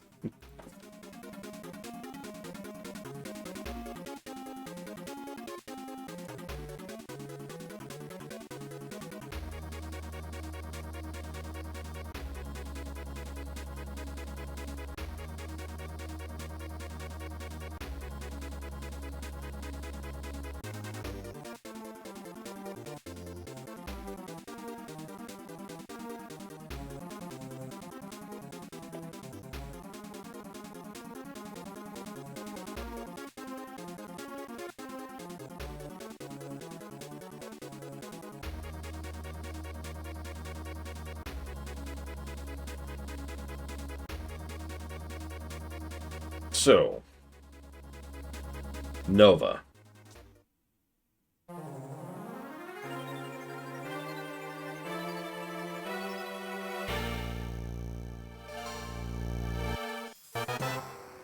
Ready. I will grant you one wish. I wish... I want to control Popstar! Okay. 3, 2, 1, go. I did it! All went according to plan. I got the sun and moon to fight. I got you to go into space. All according to my perfect little plan. Now Popstar is mine! Oh, mine! Now I can cause all the mischief I want. See you later!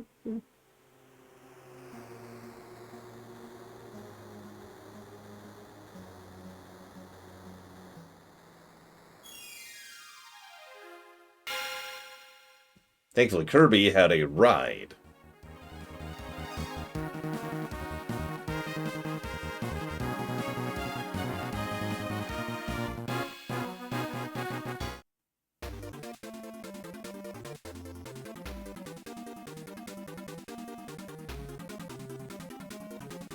I like to think he got him from Nova.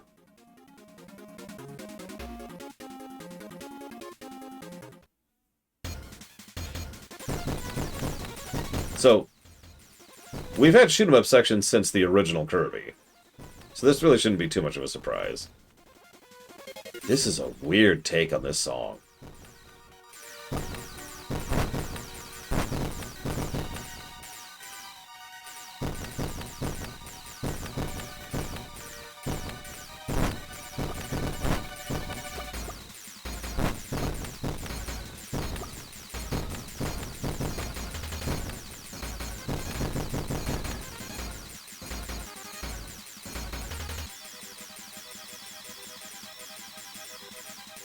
It sounds a little more alien and a little less industrial, which I admit is not something I care for, but isn't bad. It's just not to my preference.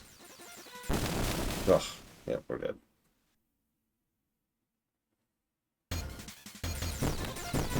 So yes, in case you missed that, we have to start all the way over.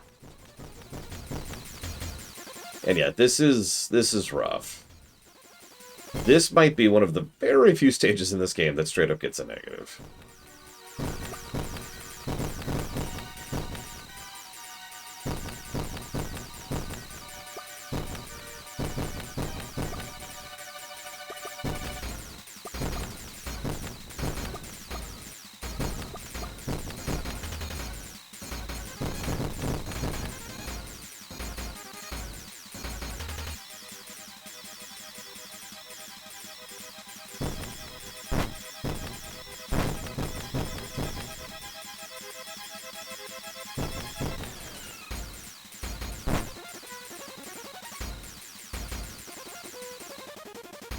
Okay, checkpoint.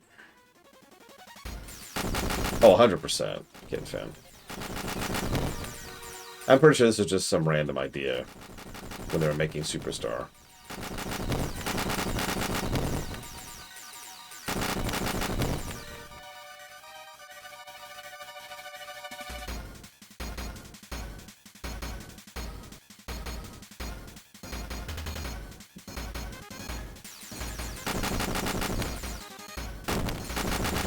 Damn it.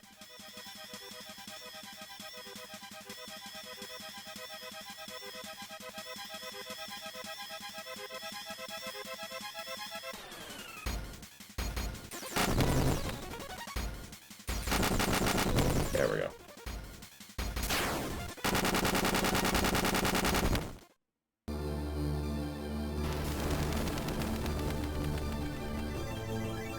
Notice we don't destroy it. That'll be important in future games. Now we gotta deal with the final boss. Deliberate parallels to Nightmare.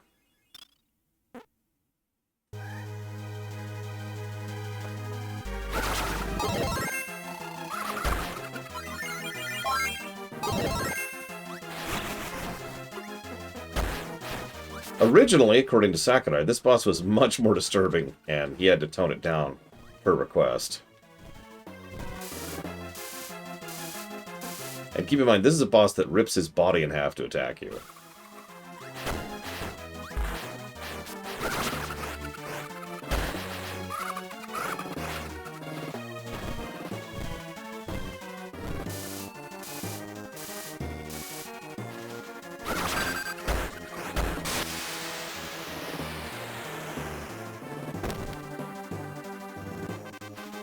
No. Oh, that was actually really close. That was really close.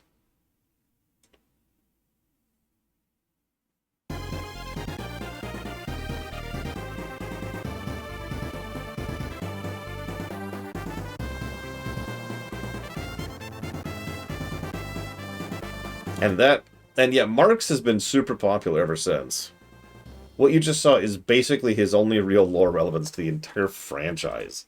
And he keeps poking his head in, because Boba Fett. Boba Fett effect. He looked cool, so he was memorable.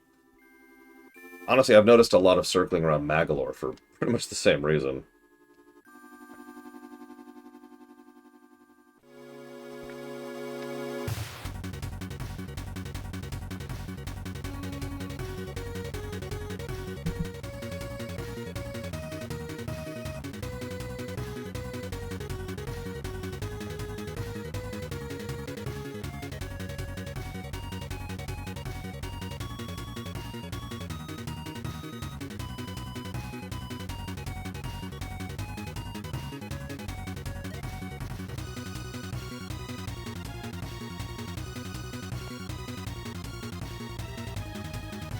Actually, yeah, I could see that, Mount Overlord.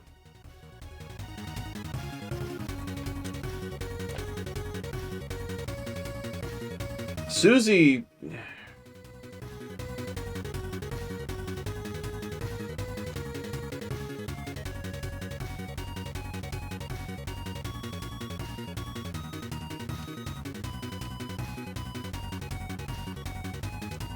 I'll save my thoughts on Susie. We'll get there someday.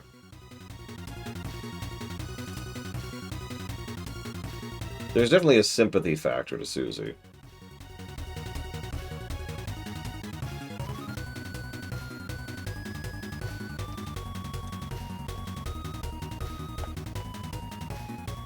Yeah, exactly. Marx and... Well, really, Marx is the big one. Marx, sure, he's main plot relevant, but, like, in Reality Land, Marx gets, like, 2 scenes, you know? Susie gets screen time.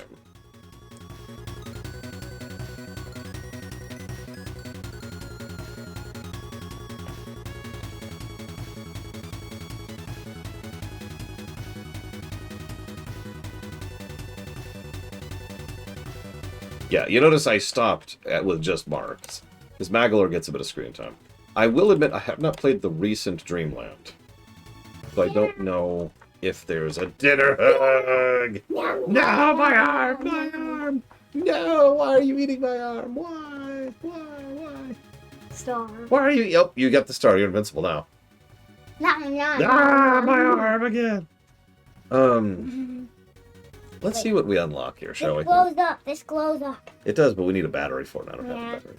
I like your new hoodie. Oh, this isn't new. But it looks cool. It's not new. But it's cool. Hold on, I know where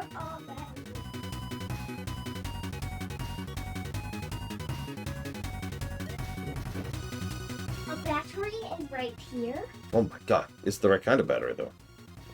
Don't know. Well, we'll find out in a second. I might be down in a moment, but I might not. Hang on a second. Could you wait for me? Could you wait? Yes. Wait. No, she's not waiting. Ah. I'm waiting. Oh, okay. I'm waiting until they almost do a split. No, don't do the splits. I'm learning how to do a real split. Yeah, Drossia. Who? Wait, are you making a game right now? No. I'm playing a game. Big difference.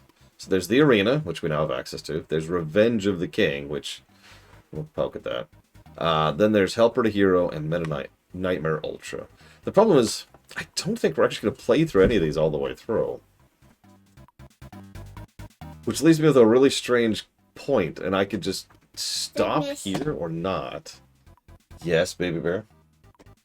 Can I help you? Can I watch? Sure. What are you eating? Isn't it dinner time?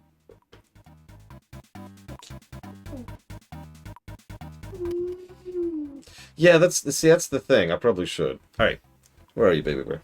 Where are you? I lost you. Baby bear. Baby bear. I see baby baby. She's right there. Boo. Ah, where are you? I hear you. I hear you, but I don't see you. Can you do me a favor? I'm going to be really boring for a bit because I got to do some work stuff. Can you tell Yeah. people that I will be down late, super late, okay? Who's behind you? Okay. So this is Revenge of the King. I don't remember which one this one is. Oh my god. DDD is serious. Could you close the door, please? Nope.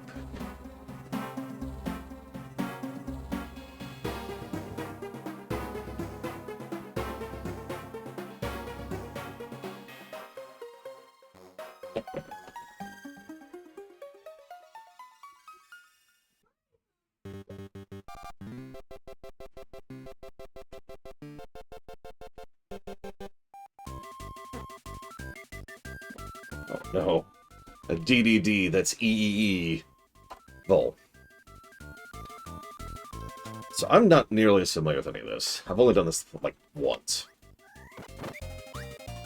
On the DS, actually.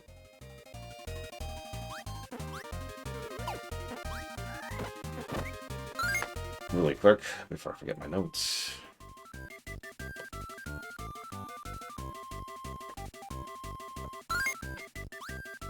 Oh my god. Look at the sketch of DDD on the pause screen. Oh, I meant to give that positive too. Hang on. So many positives to give, so little time.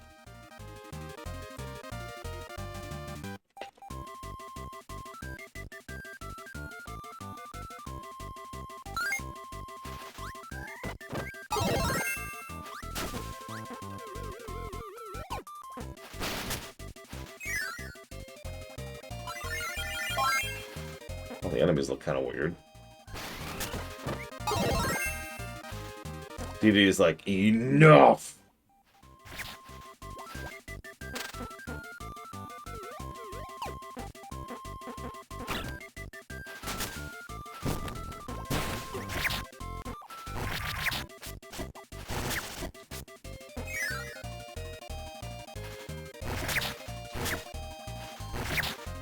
For those of you not aware, all of this stuff is new for the DS version. That's why I'm not as familiar with it.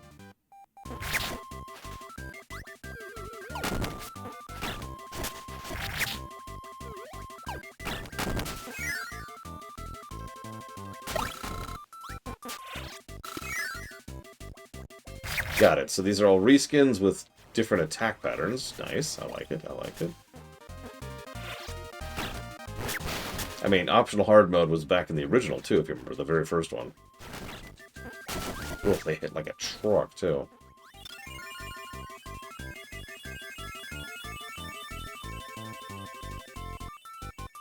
Well, I think the arena is old. No, the true arena. The hell is that? Kirby's like, oh yeah, sure, we can play again. No, we're not playing. I'm gonna defeat you this time.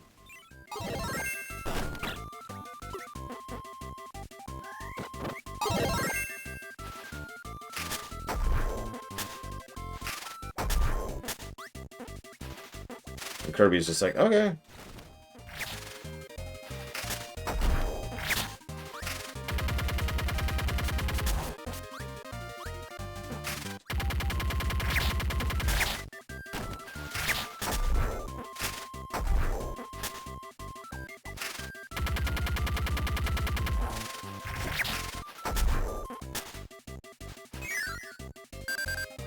Really use some healing right about now.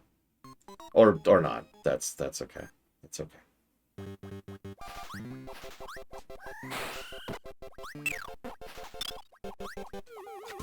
I was tired of living.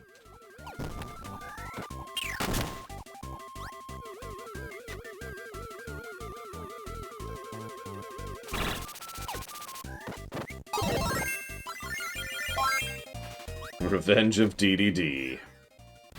It's the re-re-re of DDD. No, I'm not sorry.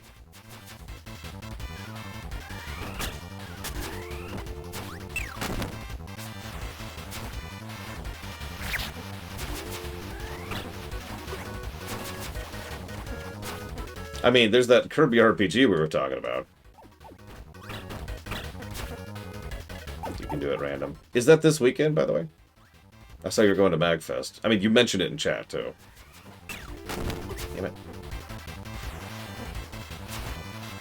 Either way, I hope you have fun. I've never been to a MagFest. Jesus.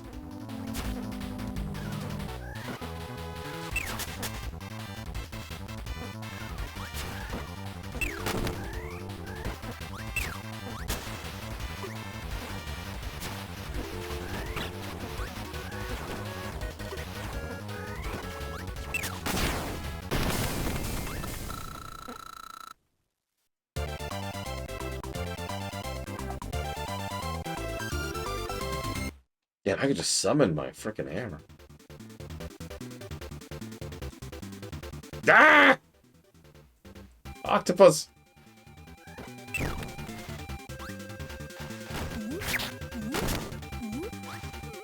I almost wish I had cheats so I could just blitz through this really quick. I'm more or less literally going without dinner to do this right now.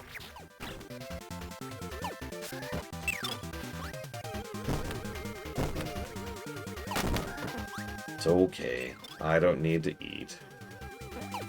Death to eating. It's too late, Eva. The decision has been made.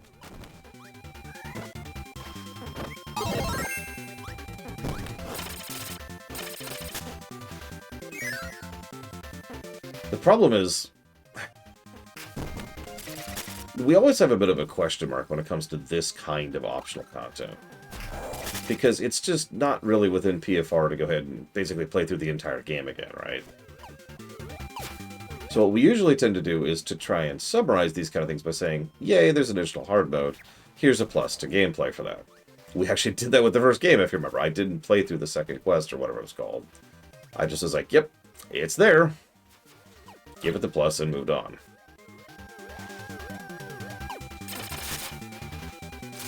The problem is it's not all unlocked.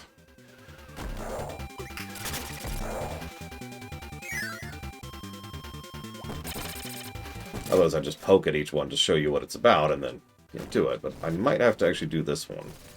If I have to do another one to unlock even more, I might call it there. Like, at that point, we're just replaying the game again. Yeah, there's also a bit of that. That's why I like to try this stuff out rather than just give the Determinator immediately. Because, yeah, sometimes games will have bullcrap mode. Instead of anything worth a damn. Not that I expect that from a Kirby, but then again, I didn't expect Dreamland, too.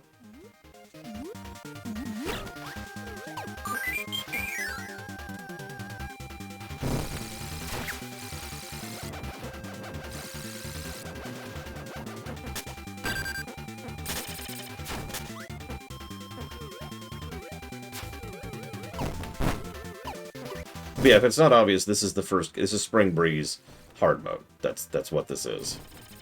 Same stages, different enemies, different bosses.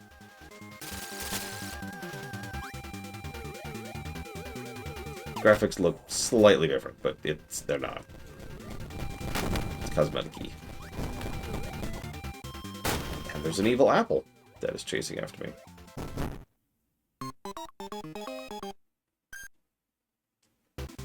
And yeah, exactly. Meta Nightmare Ultra is the same game, but this time you play as Meta Knight. And there are a couple of differences. I don't want to sound dismissive, but you get my point, right?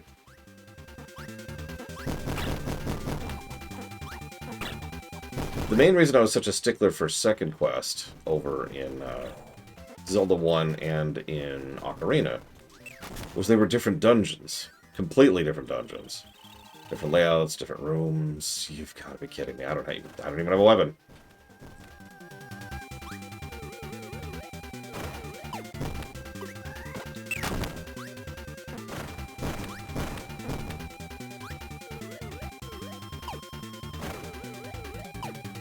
I'm trying to remember. There is a game we've played already that has this kind of concept.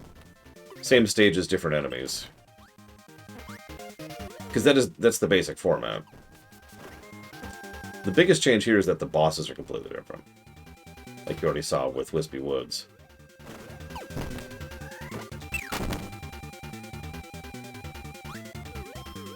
And yeah, Meta Knight, if you're wondering, Meta Knight plays as a combination of wings, that's the bird, and sword, obvious.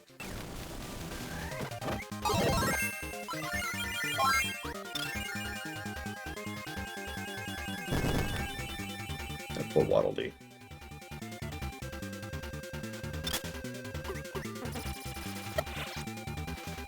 I've also noticed there's way less healing stuff, so different itemization. And different bosses.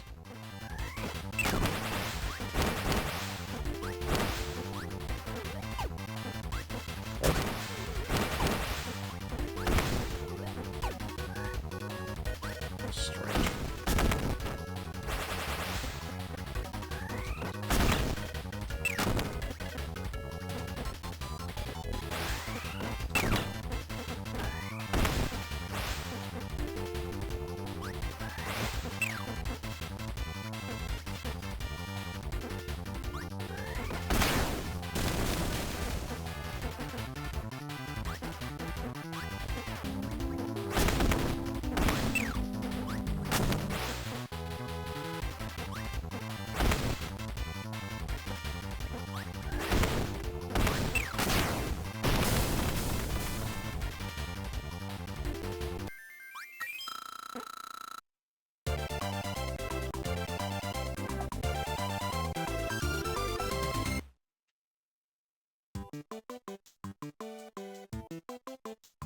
Ah! Aw, that poor cat.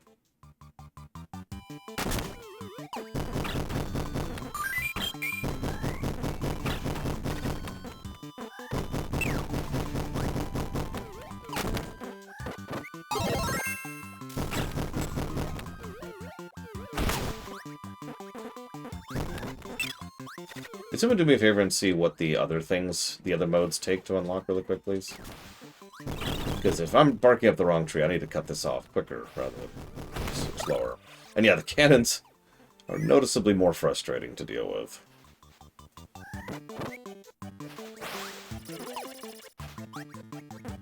You also notice a lot more neutral enemies, by the way. As in enemies that don't give you a power-up.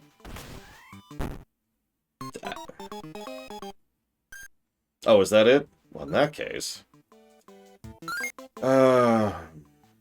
let me think. Hang on, let's do a save state really quick.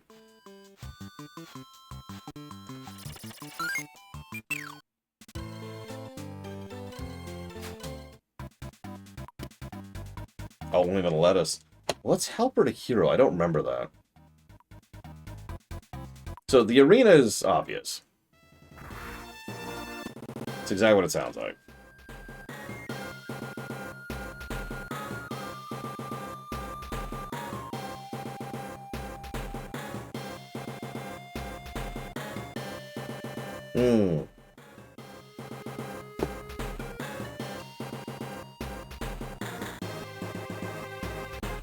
It's Marks.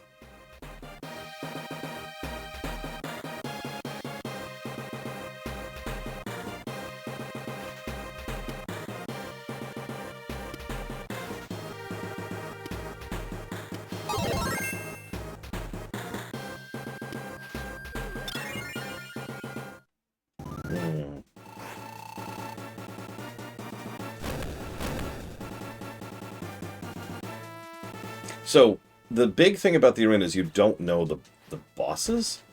I swear there was a thing in the original that told you what the next boss fight was.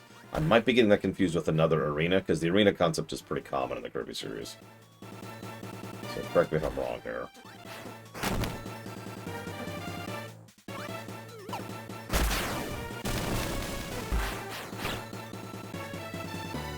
Oh, it's a shadow? I swear there was like a next thing or something like that. We'll have to see in about a second here.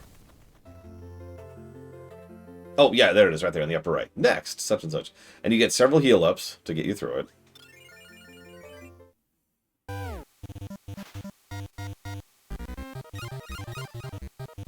And yeah, it's all the bosses of the game.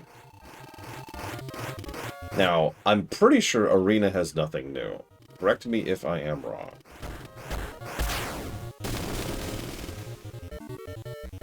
I'm pretty sure True Arena is the first thing that actually adds something new.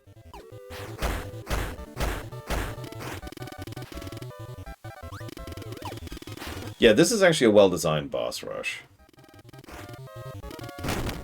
To be clear, I'm not against boss rushes in general. I'm against boss refights. Which you might think, this is the same thing. No. Mega Man is boss refights. Fighting the bosses again to progress the story is a boss refight.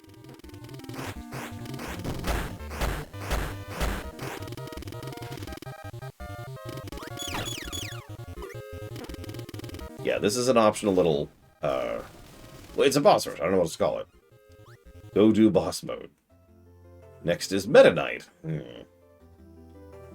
I could do that. I could do that. Grab this. No.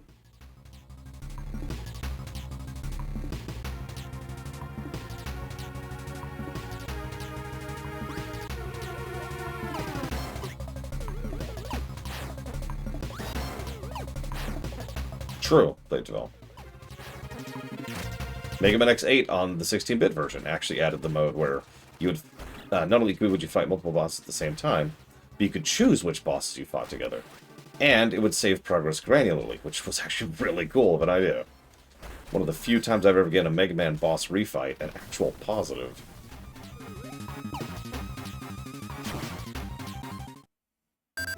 I think you'd like it, Random. Then again, I think most people would like it. Real talk, my least favorite boss out of all of these is the one I'm about to fight. This is the one that's usually my wall, no pun intended, when it comes to the arena.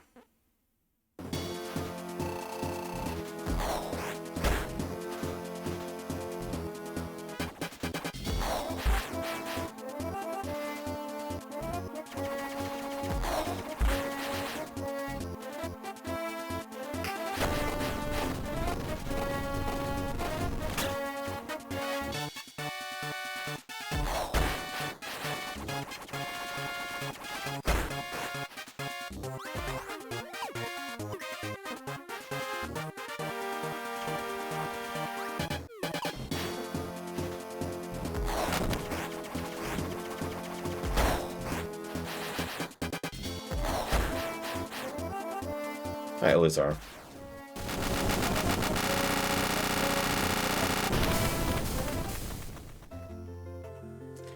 Next, mini fights. So these are free. These are your breather fights. Although some of them can be irritating. This is not one of them.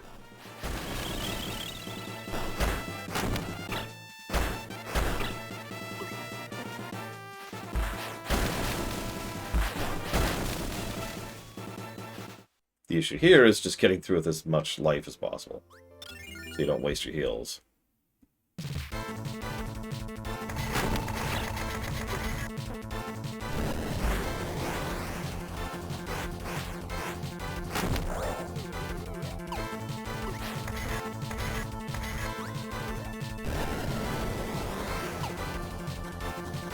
Is this crab a reference to something? Excuse me, lobster.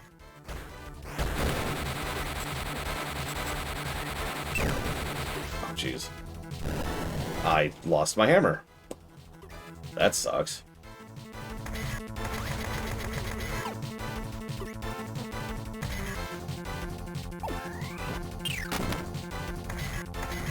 Oh, you're right. I forgot to bring the butter.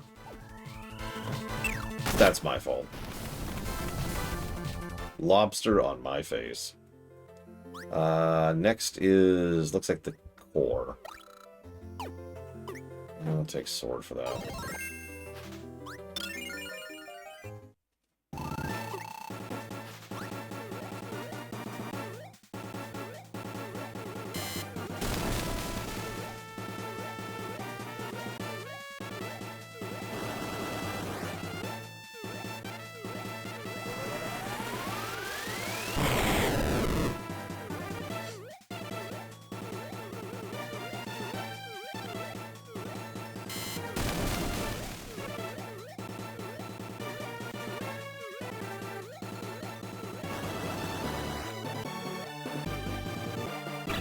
Ah! That'll teach me. I was looking at what... I was trying to figure out what Briggs was typing.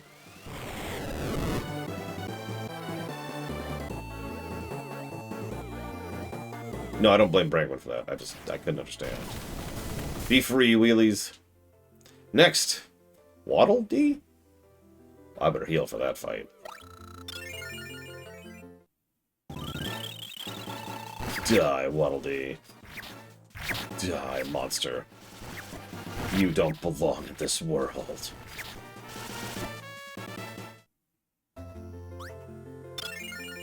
This one might be interesting. Really wish I had the hammer for this.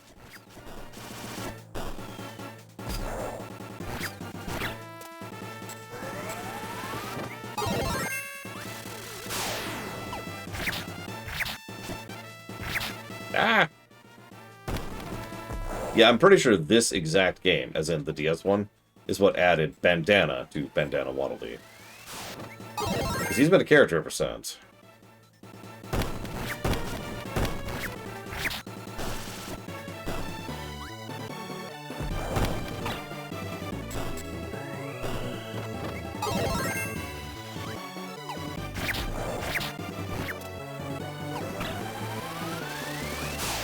Come on, game. Do what I tell you to. No! Come on! No!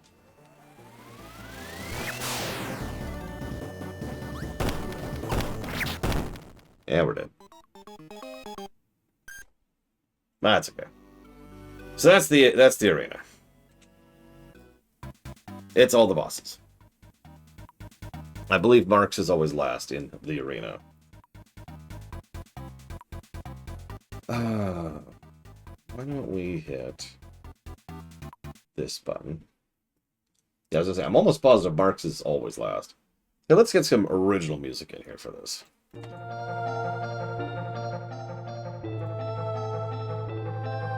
Okay.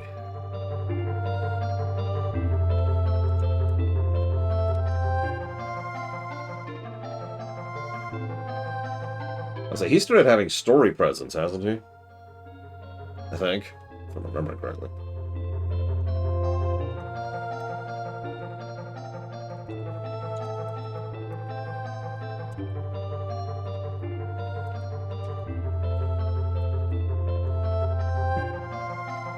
This is the Milky Way Galaxy song from the original SNES.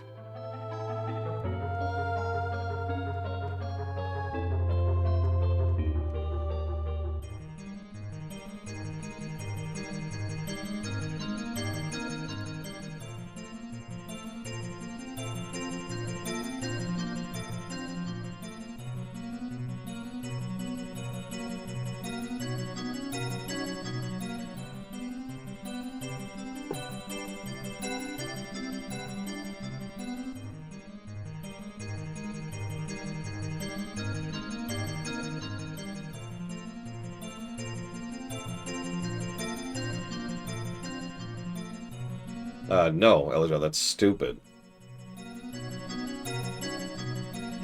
Sorry. Let me try to say this slightly more politely. That's extremely stupid. There we go. Okay, we're good. So it looks like Meta Nightmare Ultra is exactly what I just mentioned, although it does introduce Galacta Knight, who has been a bonus optional thing ever since. And yeah, there's True Arena. And yeah, that concludes. So I'll go ahead and read this out to you, because I'm not going all the way through True Arena. That's insane.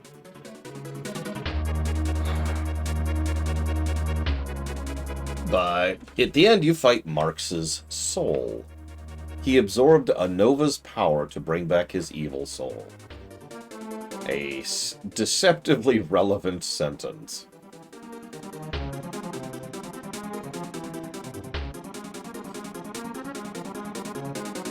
He's, a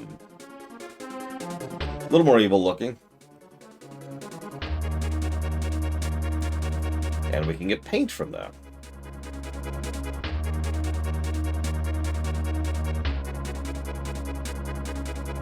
No, it's a solid fight, but it just doesn't count for PFR, as most super optionals don't. Just like Wham Bam Jewel, who's apparently the final boss of the helper to hero mode.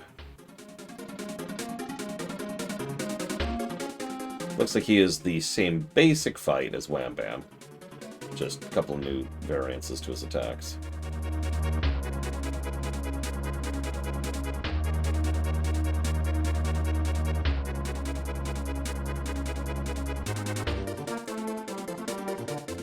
Well, I mean, we do see marks after that.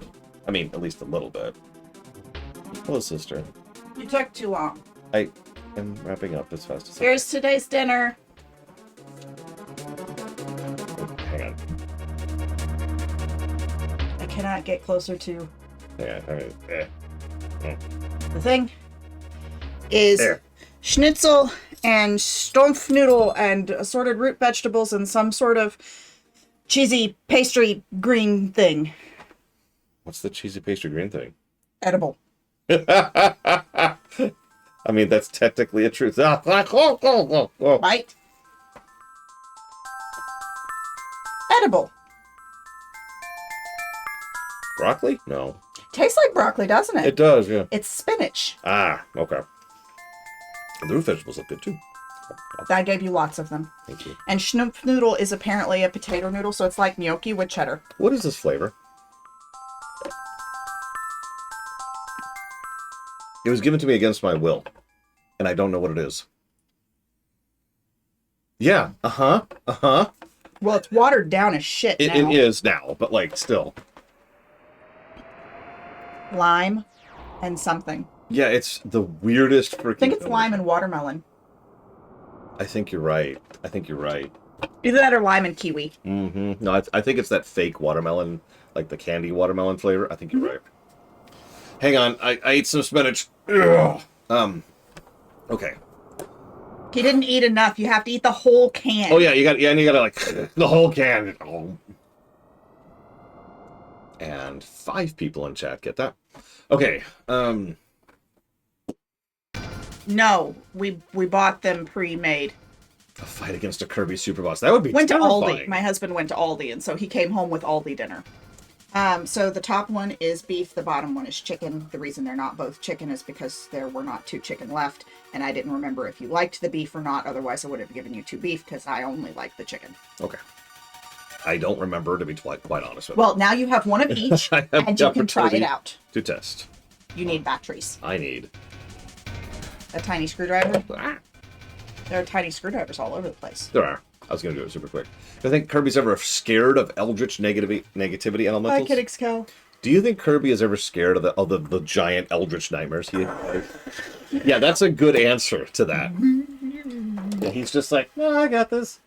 No, he just sucks them up and then becomes them. True. Yeah. I guess what he actually says is, Poyo! I can't do. Could you, I don't think Kirby has enough brain cells to be scared. yeah, I could see that. Could you give me your best Poyo? I don't know what a Poyo is. It's literally what he says. Poyo! That's what he says. Yeah, that's his, it's like Pika. Pika? I Except, don't think I've ever Poyo. noticed that. Poyo! There's this one speedrunner, I can't think of her name now, who does a really, really, really good Poyo, like scarily good. She's known for it. Lime rice? Oh, right, yes, though. I know what that is. Yes. Okay, so... right, let's pause the amazing music. Let's Is it actually amazing? Let's go back to this. You know what we should actually do too? Let's do cheats. Let's cheat it up. Cheat it up. Okay, let's see if we can find cheats.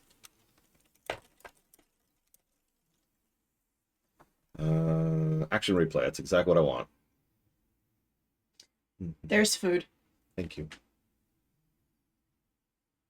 I'm going to take a bath. Okay. We're supposed to get above freezing. Oh my god. We were above freezing today, Holy moly. but only by like 2 degrees. Oh. Well, But I we're mean, supposed to get up to like the mid 40s. for perspective, last night it got below 20. I don't know how much. It's going to drop below freezing tonight too. But I did the driveway. Anyway, if you want to go out to do something, tomorrow is a good day tomorrow or the next day is a good day to do it because the snow should be melted, and you need to figure out how to fix, duct tape Question mark. for your windshield wiper, because it's just that it's missing that little cap piece, right? So if you get some duct tape and hang it together, you should be good. And then they're brand new wipers, and it'll look a little funny, but that'll be okay. No, I think that you have duct tape, right? I do actually. It's down there in my green bag. The bag that will be in the Blake garage. Ball, go kick a can. Okay. I tell you to kick rocks, but that's actually That's mean. And horrible. kicking a can That's is a game. horrible. Don't do that. So go. You take your 80-degree weather and you go outside with it in shorts and a t-shirt. I mean, okay, but Talia, is that Celsius or Fahrenheit? Blade Torvald, go get some vitamin D. Don't make me come down there because I want to. there we go. All right, we have infinite HP. So I'm just doing this to unlock and to showcase. This doesn't count at this point. So this is not the cheat flag. We're just going to run through this because we've already showcased We this. use American. We use freedom units. Listen, I'm going to need 13.7 freedoms. So I've been watching that ridiculously under budget, budget, not under budget, but budget cookie baking contest. So one of the contestants made this cookie, and one of the judges was French. Okay. And he goes, did you use cups or grams? And she was like, I used cups. And he was like, why? She was like, 'cause I'm American. And he was like, why? And she was like, wow. He's like, 'cause I need the recipe. Look, just find a cup, do a little math. Did you guys like my I have no fucking idea what I made when I made the turkey steak I noticed recipe? you posted finally. I don't know if did. anybody responded yet. I haven't looked. I haven't either. I don't know why I don't get notifications even when you tag me. I specifically tagged you. I know. So that I don't. You would get the... It shows like when I pull up Discord, it'll show the icon with the little number 1 on it to show that I have an unread tag, which is the only thing that gives me anything at all from your Discord because I got tired of being spammed all the time. No offense. I mean, we talk a lot. There's a few hundred people in there. Of course you do. Yeah. But I get notifications if people DM me, like push notifications on my phone, but I do not get push notifications from your channel. That's really strange. Even when you direct tag me. That is so strange. I wonder why. I have no idea. Stay safe, Kennex Cow. And dry and warm. Kennex Cow, why are you watching the stream and talking on the stream while you are delivering mail? A lot of people will put me on a thing while they're driving, for example. Well, yes, but they should not be typing. Well, that's true. Kennex Cow, why do you Get your hands off your phone while you're driving. It's not safe. We care about you. I mean, I suppose you do stop regularly. Ah. That doesn't matter. You shouldn't be text. reading chat, much less typing in chat while you're driving. But she's not reading chat. She's listening to us. So she's got listen and she's got talk. Both are hands-free. There you go. Boom. Yeah. She's covered. But they don't, it won't send to Twitch from your push to talk. You still have to reach up and push the push to talk button. Does it really? Uh-huh. I believe it because I haven't done that. You can do it with text if you're using like Android or Apple Auto. Mm-hmm. Oh my God, Mr. Red, I will throw a shoe at you. She will. It'll get all the way to Britain. Is Mr. Red in Britain? Yes. I don't know where, and that's none of my business, but I know the country. So, you know the chocolates that you gave me? Mm-hmm. So Hayla stole them. Do I need to get more chocolates? No, I've ordered some. Okay. I asked Kazra. The reason Kazra went to Aldi is because I wanted chocolates, and that's where I got them from last time. Oh, yes. Speaking of But which, they don't have any. do you want to hear something stupid, but I'm upset about it? What? Well, the whole reason I got this thing is because I specifically asked for one of their new peppermint shake things, which I really like. My finger itches. They did not give me a way. peppermint shake thing. No, they gave you that. They gave me that. I still have not had a sweet. I really want a sweet, and I do not have a sweet. That's it. Dumb complaint over. First world complaints, whatever that's called. First world. At least it was edible. Although at this point, I guess we're up to second world. Heyo! Sorry.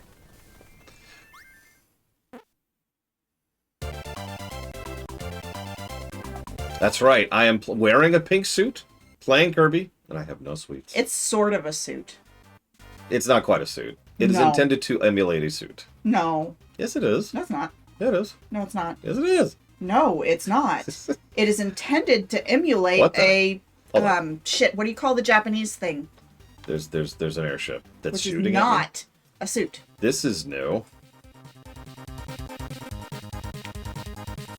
Oh my god. Kimono. But that's not. Yeah, that's what the I'm with Bragman. ladies wear.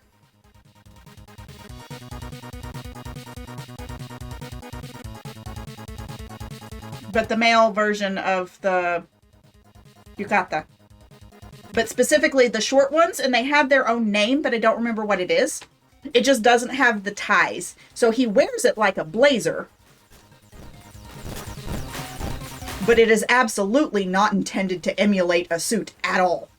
Not even a blazer. It is of Japanese design and cut deliberately of a much longer history than suit jackets. So it's a suit. It's not. Wait, no, it's a Japanese suit. It's not a suit Got it. any more than it's called Gyoza. Wait, it can't be a Japanese suit because it's not being filed by Nintendo. Yes, I'm stealing Gregman's joke. Jeez Louise. Did you not fight this battle? No. How did you miss it? Well, this is super optional hard mode, and I generally don't do super optional hard modes because PFR. But I figured since it'll unlock something, sure. I just turned on invincibility just so we could unlock stuff and showcase the fights. The final stage, the revenge. Except there's no that, so it's just final stage. Great King, Kabula has been defeated. All right, I'm going to take a bath. Enjoy the bath. You mean Kirby is coming here? Ah! Oh, whoa, whoa. What are you whoa-whoing? I felt this snag on something. That was really weird. Yeah, you pulled pretty far away. Okay. So it didn't snag on anything. You just reached the edge of court. You mean Kirby is coming here? Now? Relax, Great King. You must stay calm. Right, hey, I can't do Why Foghorn is my Leghorn blanket under the bed? because it needed to not be here.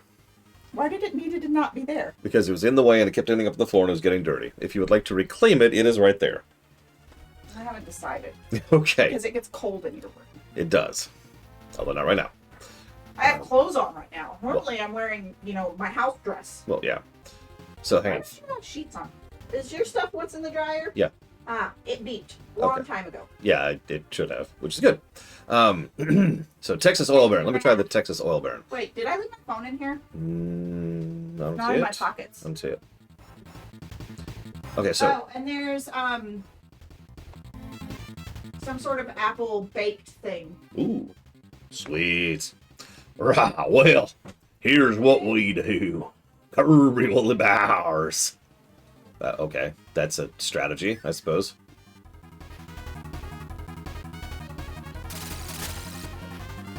I'm ready.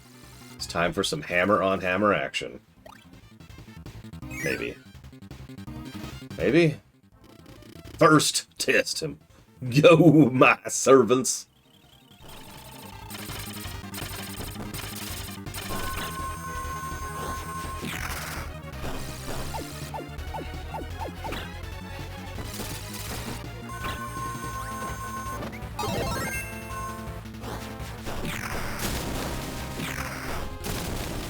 Ah, Great King, he had an easy time.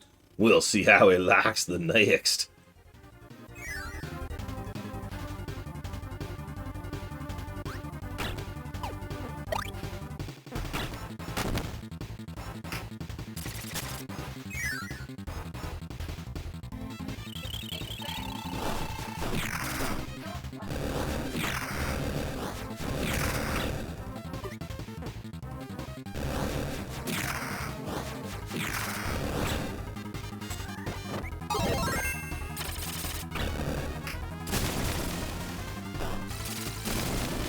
Unthinkable. I beat that one too. Kirby's approaching here, Your Majesty. Cursed pink lump. I can't believe it. Great King, pull yourself together. Work, work, work.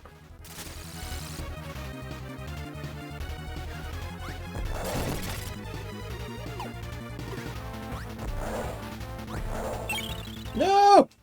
No! No! No!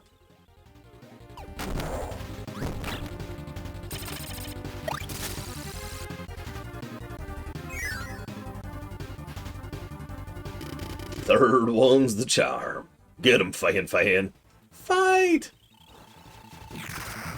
So it's an elephant named Fan Fan.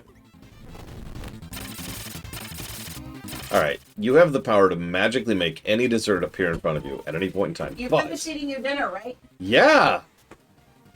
I started it. Ah, it's an apple thing. I told you it was an As apple predicted. thing. It is an apple marzipan Madness? thing. I like Madness. We'll go with Madness. Great King! He beat Fan Fan too! Alright, call the cavalry. Yes, your highness! I've got the shark chucks ready to go! Oh god! Hey, god! Stop. The tag thing. is The hitting. I tag. know. The tag was hitting. Help, Talia, help! He is doing his job. That was true. Uh-oh. So why are we here if we're in the review phase and we're not reviewing this? Well, again, there's some cutscenes here, so story access, but also it unlocks stuff. And I just want to, like, show that off briefly. Because if I do the whole thing, we'd be here all day. And by all day, I mean all day tomorrow. Enough, Kirby. Face the twin fire lines. Go get him!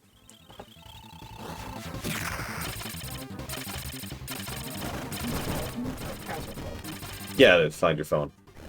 Yeah. Did it work? No, Okay. but he did happen to see the screen light up because it was Oh, sitting that's on a funny. table right That's across from him. funny. Couldn't hear it, but it still worked. That still counts. You still get credit for that. I suppose. Yeah, fun fact, Beam is actually pretty overpowered if you know what you're doing. Oh no, he beat everyone we have. Can't anyone beat that guy? I swear. I swear at my mother's grave. Right before I brutally murdered her.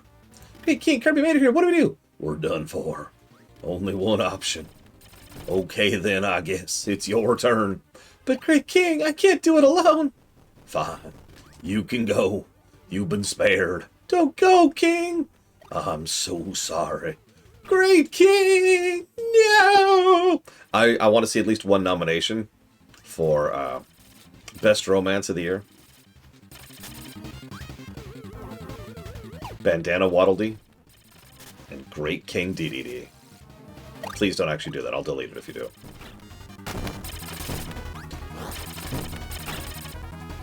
I love how this is just filled with Waddle Dees, this freaking section!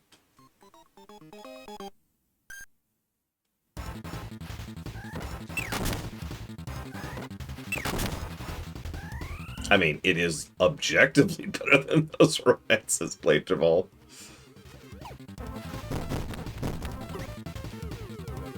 Well, now I have no weapon, but that's okay.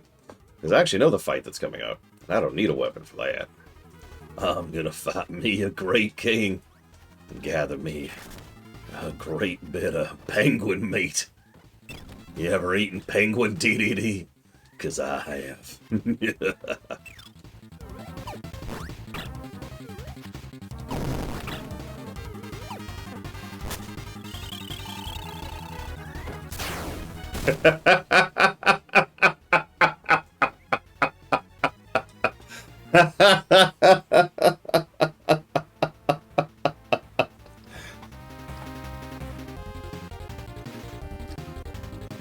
Look.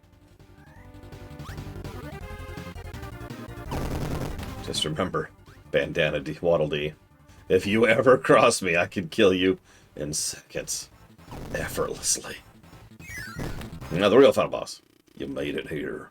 Now, I'm yourself. Look at the audience. Look at the audience. Our grudge will be settled at last.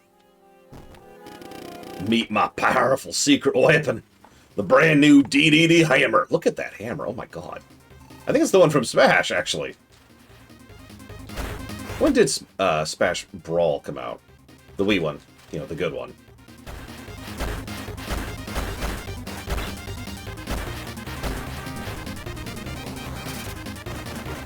The only good one. Sorry, I'm being facetious. Yeah, any secret audience over here?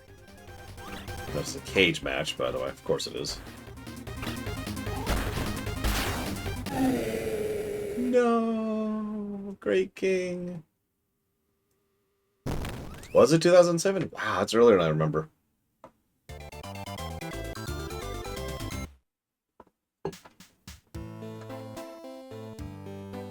Poor Great DDD.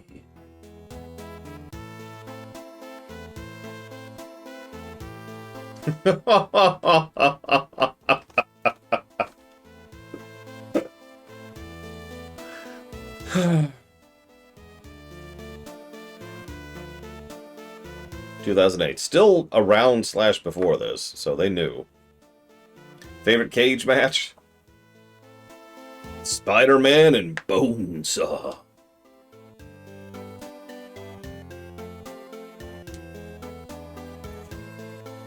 Yep. Bad ending achieved.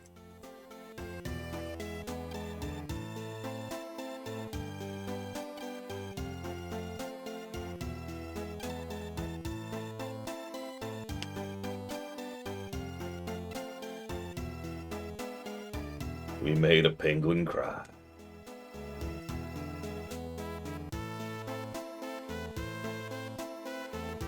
And yeah, there's Bandana Waddle Dee.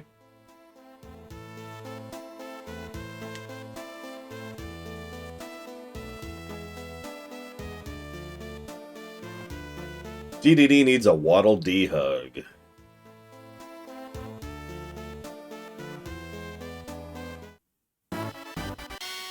So this unlocked Nightmare. I noticed Helper thing isn't unlocked yet. So let's just show this off briefly again.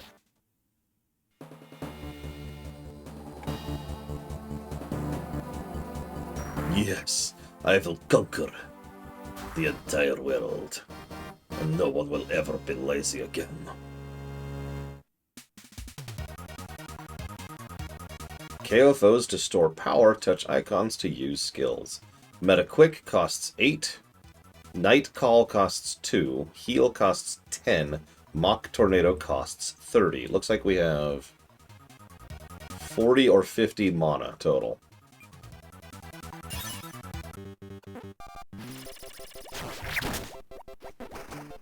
So yeah, obviously we have the wing thing from Wing. I already mentioned that. Oh, his jump is weird. Oh, his jump is weird.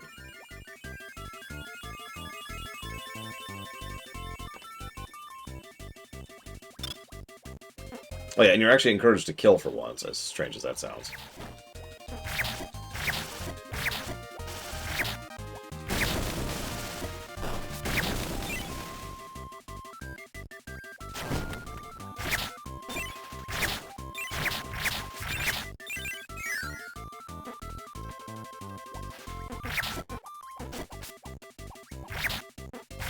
You must be as edgy as possible. You must constantly kill everything in your way. Look, every hero needs, like, the edgy person. Sonic has Shadow. Mario has Wario. Mega Man has Bass, or Bass, I guess.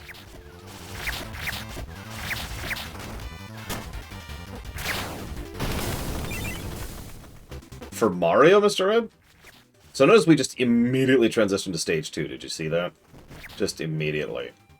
This is a good time to mention that there's a built-in timer. I know you can't really see it because it's on this lower screen, and I have that really quiet. Yeah, Star Fox has Wolf. Yep, yep. Link has Shadow Link.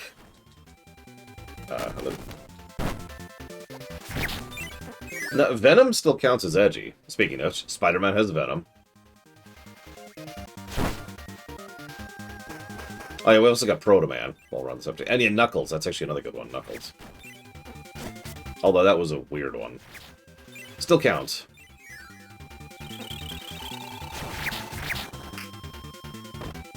You little dick.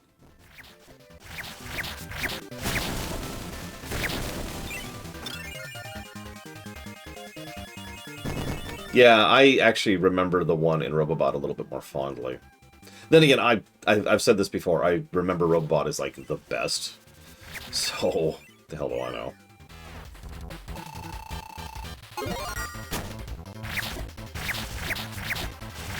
Like, if you asked me the best Kirby game by memory, it would be Robobot.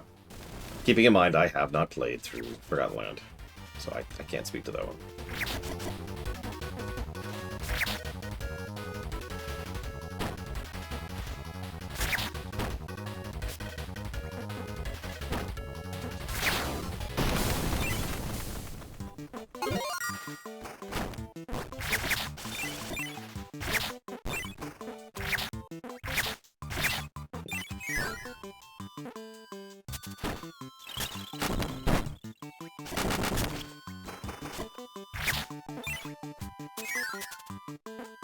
Meta Knightsicle. Look, Meta Knight is already basically Metal Sonic, right? I'm just saying. The similarities are rather striking. That's the word I would use there.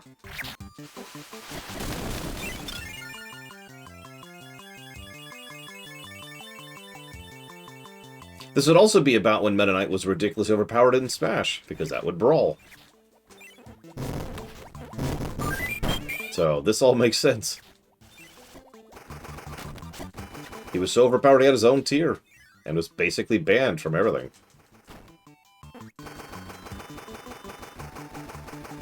I liked playing as him, I'll admit it. But not as much as DDD. DDD for life. I also liked Bowser. He was cool.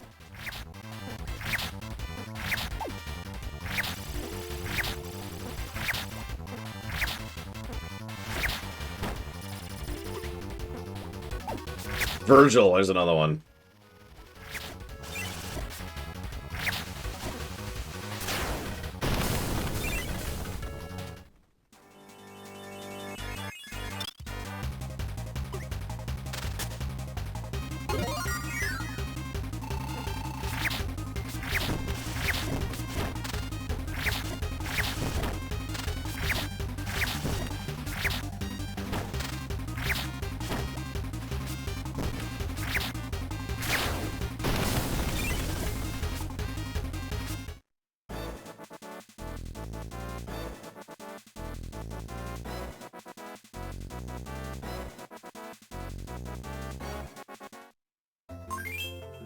So, keeps track of your time, obviously. 4.5 minutes. You get a save. Timer's frozen for this. This is all I'm going to show off, because the rest of it's obvious, right? Then we just do Dynablade, except as Meta Knight. And you get the idea. You do each of the things, except as Meta Knight. That's the whole format right there. It's, again, not something I'm going to go all the way through, but actually a pretty solid minigame mode. It also includes a new super boss at the end, Galactonite, which, again, is, I'm pretty sure, the first time Galactonite was in the series. Like, ever.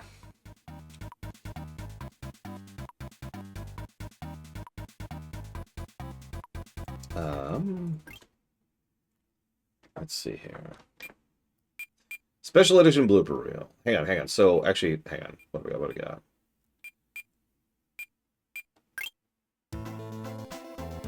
Okay, that's that. We want Galactic Knight.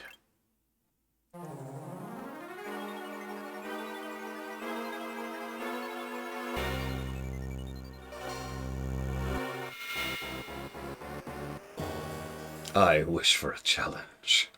Sorry, ready. I will grant you one wish, and then turn it into genocide. My one wish is to become stronger, so I wish to fight. The greatest warrior in the galaxy. Okay. You will now fight a warrior who was sealed away for fear his power was too great. I will now summon this great warrior once more.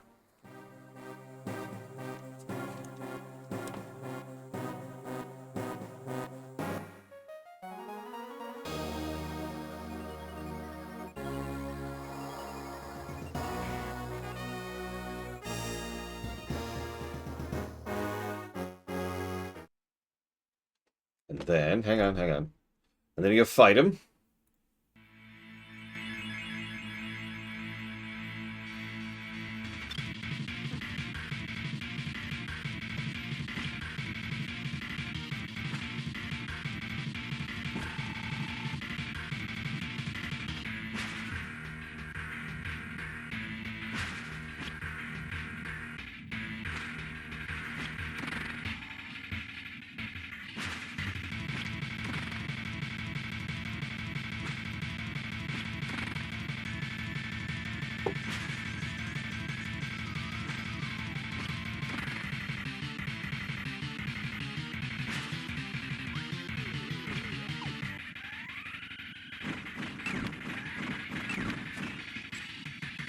Fun attack patterns.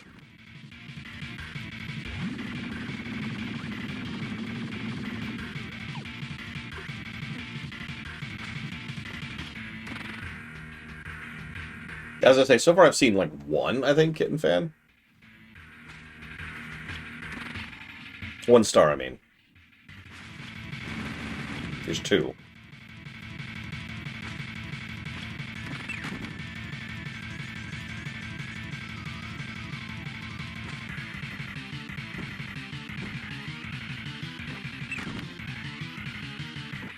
I like how they resist being inhaled before they die horrifically.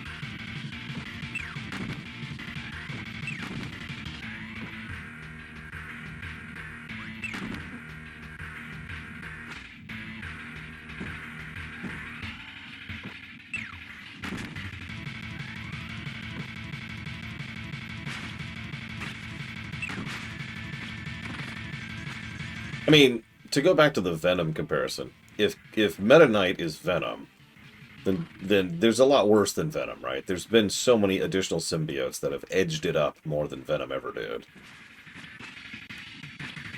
We've got Galactonite, we've got Morpho Knight. I feel like there's another one, too. Yeah, exactly. Carnage is much worse. So, hang on, I was actually going to show this one off, too. We'll come back to that, though. Hang on. Boop. But then... Whoops, hang on. Accident.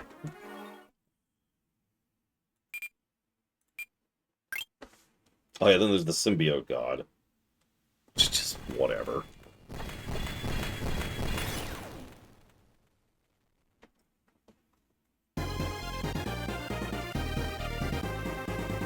Oh, his wings! The Eon Hero. Also known as the Jackass. But no, I do, yeah. So we did it, but then... the hidden ending. The most evil ending of all time. Filled with endless edge. I am the most powerful in the universe.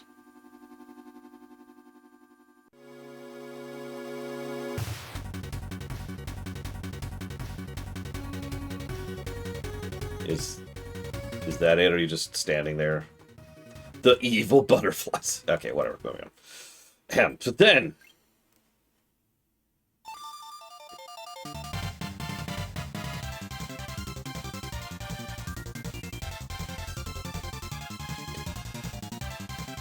So you know how I talked about the theory that Gloopy is a neutral elemental?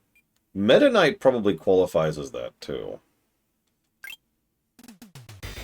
So here's the true arena. The game's like, you should use hammer for this, okay? I'm just letting you know, you should use hammer.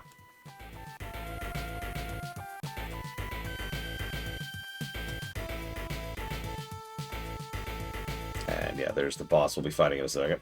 But we've got, like, Masked DDD, there's the weird optional boss dude, there's Galactonite. And behind them all, a hint of what is to come. Which we'll do in a second. First, the most horrifying boss in the history of bosses.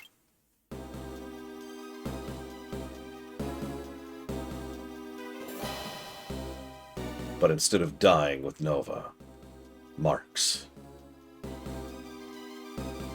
absorbed the power of this Nova.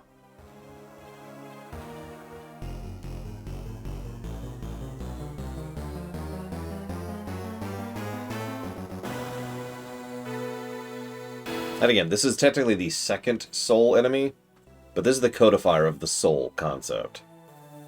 Soul enemies is... It's almost entirely a narrative thing. Or, sorry, a gameplay thing. It's a super optional version of an existing fight. Duh. But all of them have a narrative relevance. The souls are kind of like what they really are. And the souls almost always contain some additional tidbits of lore, which add to the greater world building of the setting. So, now we have to fight Mark's soul. Oh, whoops, hang on. There's the cutscene we just saw. Yeah, one-winged angel forms, and all that that implies. Here we go.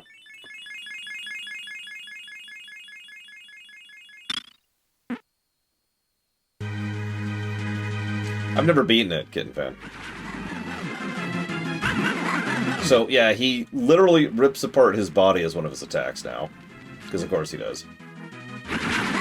It's not as visceral as it could be.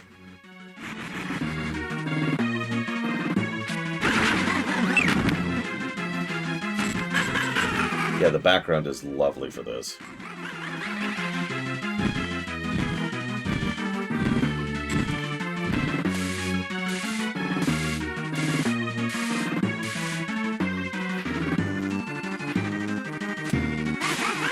As a reminder, the one-winged angel concept doesn't just mean, like, super form. When an enemy... The one-winged angel concept, the narrative trope, is when someone has already lost, and as a last-ditch effort, which guarantees their failure, they do one final thing just to screw you over. Either because they hate you that much, or because they're not thinking about it. This is a classic one-winged angel moment. As is the end of Wind Waker, to use another example.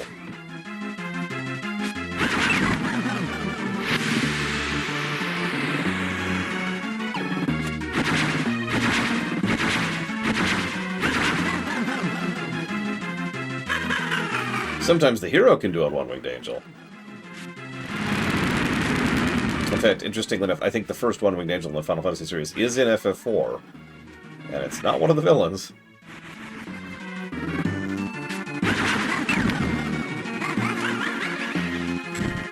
I didn't say all of them were Kidman, or if I did, I didn't mean that. I meant this one was.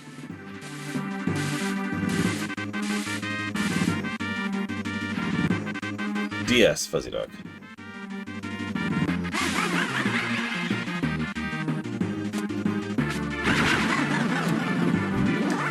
I would say, from memory, the Star Allies one qualifies as a one-winged angel. The Return to Dreamland one, I would argue, doesn't, because that's kind of a unique situation. Anyways, this is going to go on from this. This is a long boss fight, so we're just going to skip it a little bit.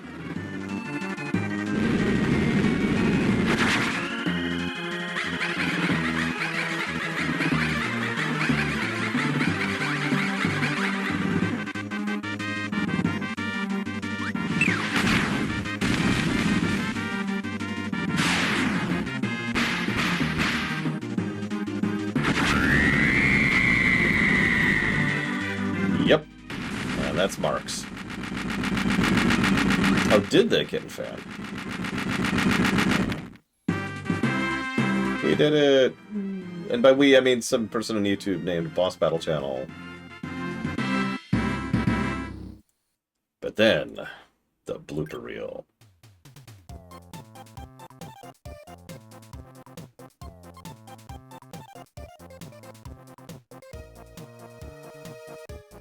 But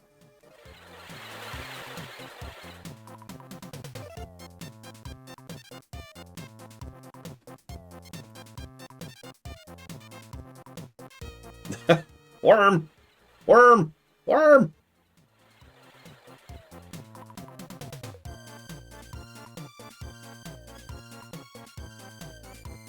You missed, DDD.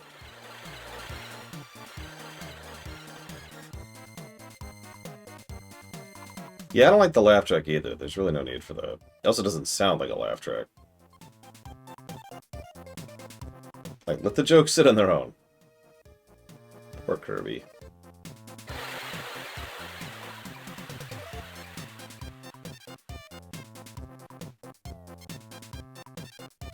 Oh. Okay. That one was cute.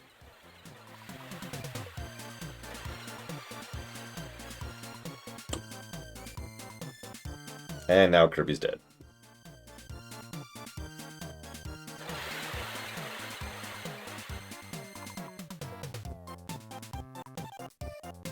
And now Kirby's dead a second time. Wheelie's out of here.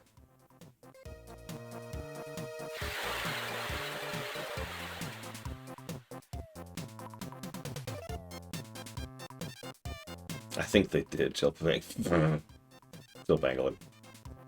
You okay there, Marks? I don't have any arms.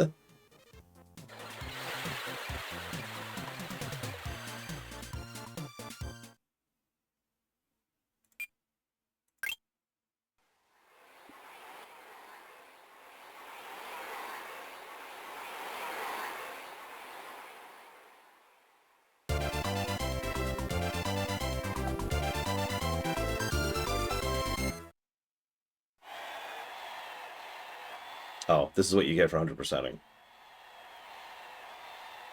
A dance! How appropriate.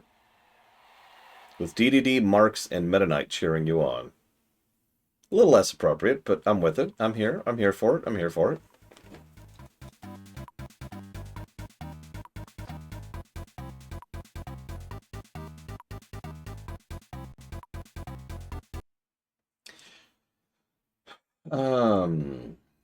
Music. Hang on one second. Hang on. Wait. Here.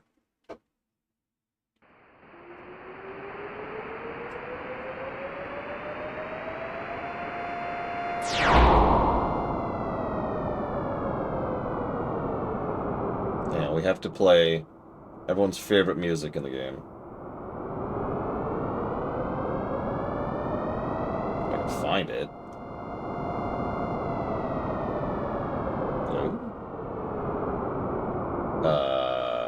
Oh my god, it's not here. There it is. Found it.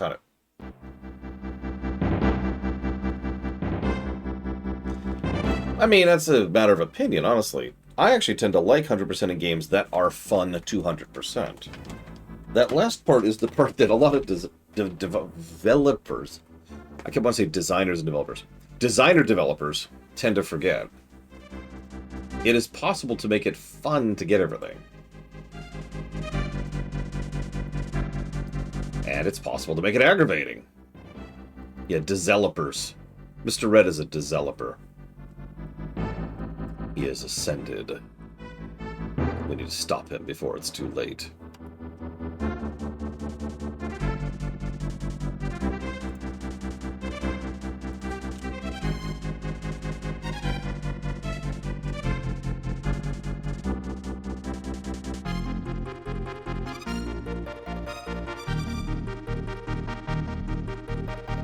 I'm muted.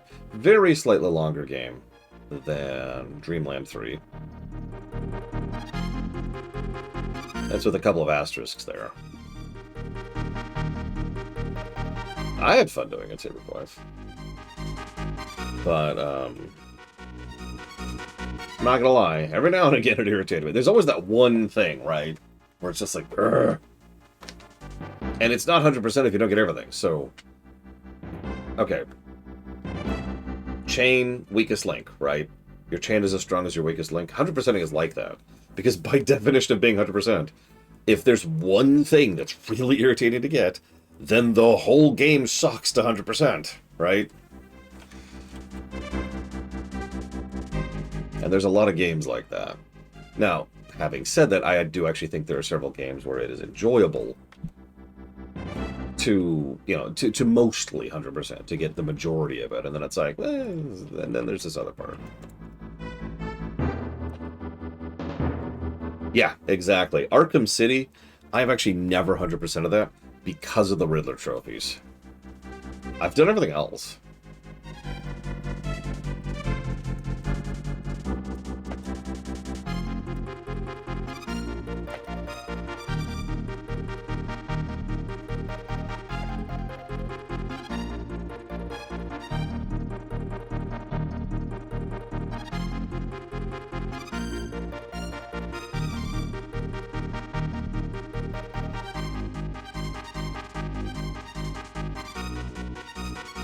Yeah, I love Arkham City to death, and it scored well. Nope. Not happening.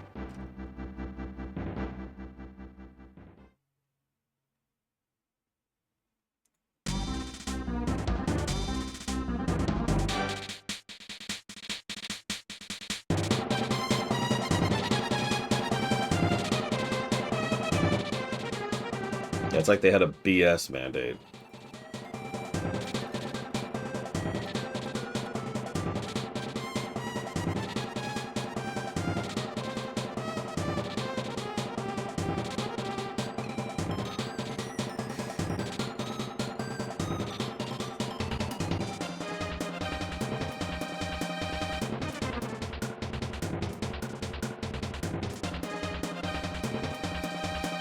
Well, that's another thing. There's way too many.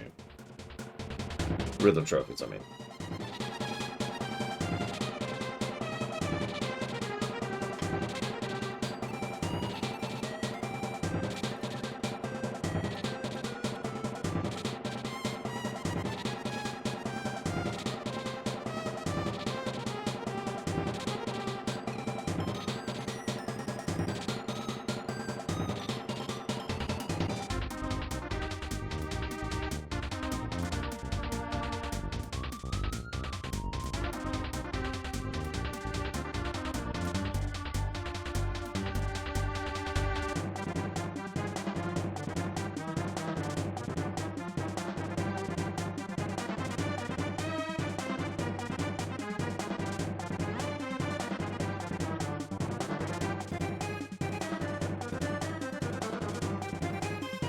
Most sprite work positives we've given so far. Oh, right. Sorry.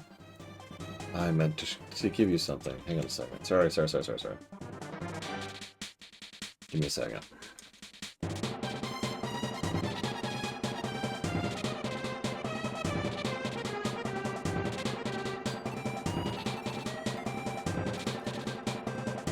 I actually had this queued up and everything. Here you go.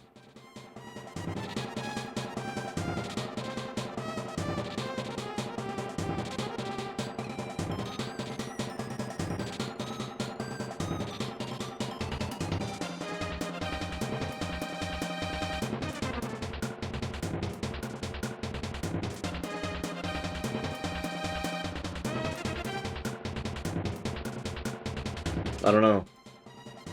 But that's part of why I had this particular run queued up.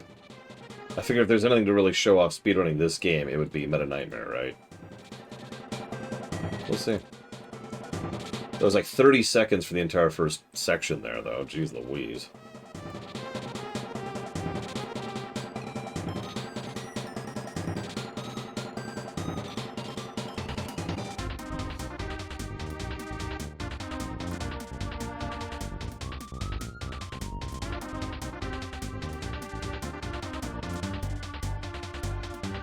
Still less than a minute to get to the third area here.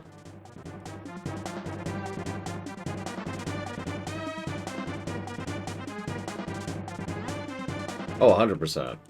Ironically, I think, in hindsight, I kind of prefer the SNES version a little. It's an extremely minor change, I'll admit it, but I don't really care for the 3D cutscenes. And I prefer the soundtrack of the original, so... Really, really minor differences. Admittedly, that is going to change the score. That's about 4-ish positives this game isn't getting. But at the same time, the new modes, I gave every new mode a positive, I think. I'll double check that. Yeah. So, I think that actually still does make this one score better than the original. Now imagine if they allowed us to play the original soundtrack with the new soundtrack. Instantly fixes that problem. By the way, some remakes do that. Cough, cough, Pixel Remaster.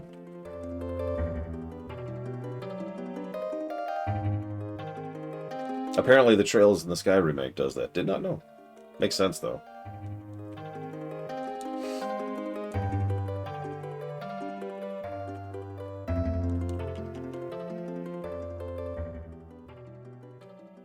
One minute, 53 seconds. Jeez Louise.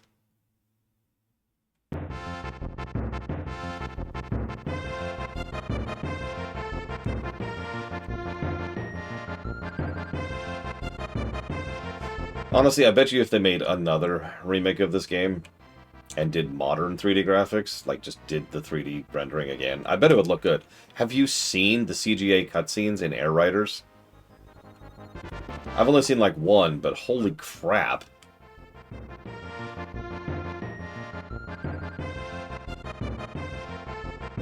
I'd show you it, but it's a spoiler.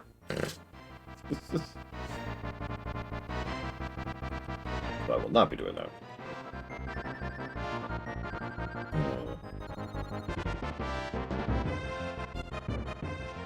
I think that's right.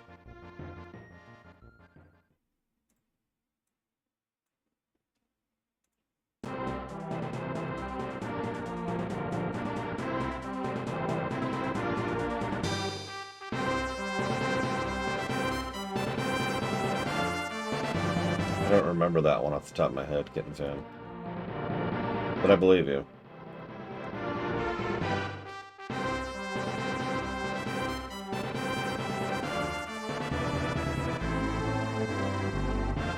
I never even played the original Fuzzy Duck, so I can't even speak to that.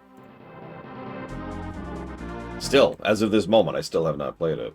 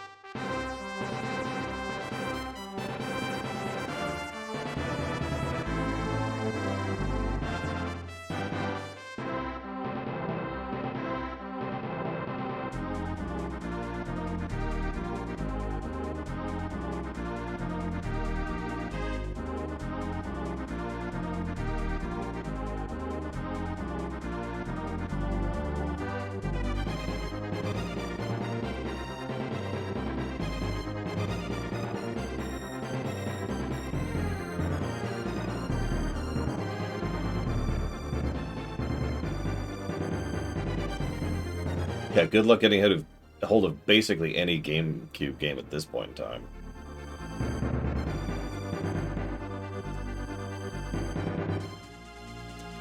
If you sat down a lot of people and said, what's the best Kirby game? Most of them would probably say this game. Now, they'd probably be wrong. It's the Mega Man 2 phenomenon all over again. But that doesn't make this a bad game.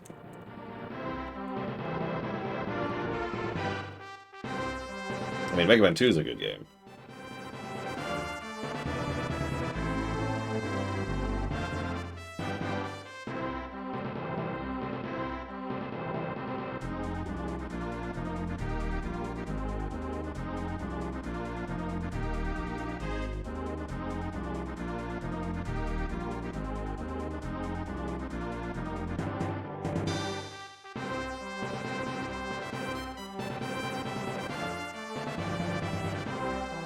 I mean, as I've said before, if you put a gun to my head, my knee-jerk, I haven't reviewed it answer is Robobot. Star Allies was a weird one for me, because I actually streamed Star Allies when it was new, when it came out. And I was a little underwhelmed, mostly because the nature by which of how I reviewed it wasn't really well done. That's on me, not the game. And as a consequence, there we go. I didn't really get to experience the game as well as I probably should have. It's also extremely short, which I actually value. Similar to a lot of Kirby games, it is incredibly dense.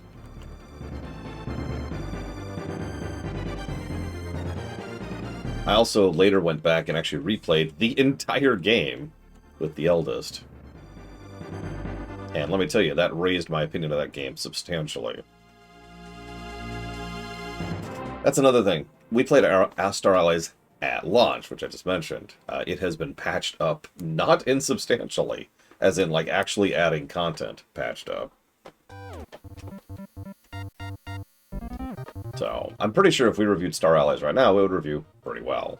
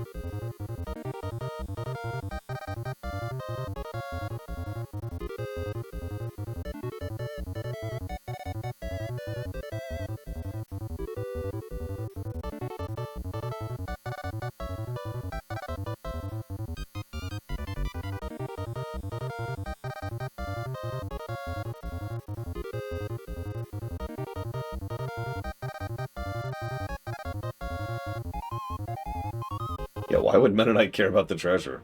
He doesn't care about anything. He must have more power. By murdering everything. You know, it is funny to me how common this archetype is in fiction. You see it constantly. It's almost always a rival, and they almost always care about power more than anything else. And that's pretty much the extent of their character.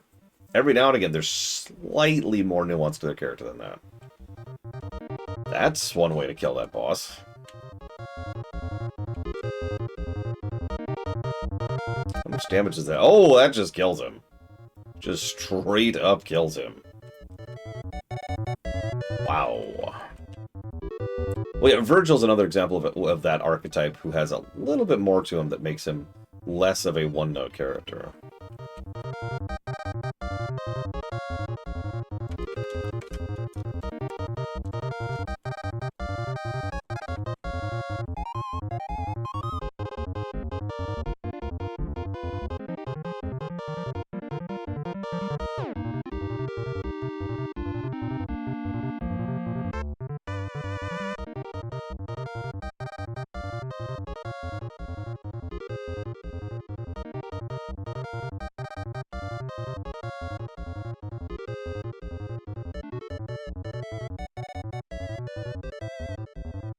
Sorry, I'm being thorough. I do apologize. Ironically, despite being the longest of the Kirby games we've played, I think this might actually be the densest. So I'm being extra sure to not miss anything. I already missed one thing on Kirby's Dream Land 3. I don't know if anybody noticed that. I caught it immediately as I was sitting down typing up the notes. I was like, wait, I missed something. So Dreamland 3's score went up a little bit.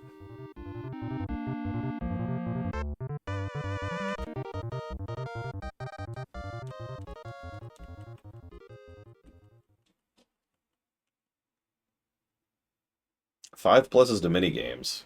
That about tracks. Really good minigames in this one. Best music of the series so far. Oh, it was a bunch of little things, actually. It's like 3 or 4 little things I just missed. Like, for example, I completely forgot to mention the final bosses. Whoops! A music negative and a song positive.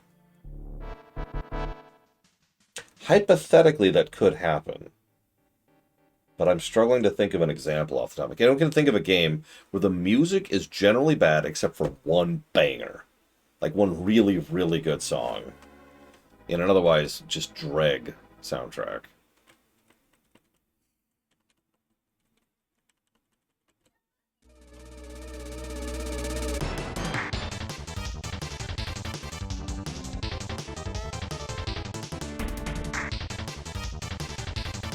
I think you're right, Canucks Cow. 3 years making just the SNES version of this game. Ah, Phantom Hourglass. Yeah, Phantom Hourglass is kind of the inverse of that, right? Actually a pretty solid soundtrack, and terrible song. That we've seen before. Music plus and song negative.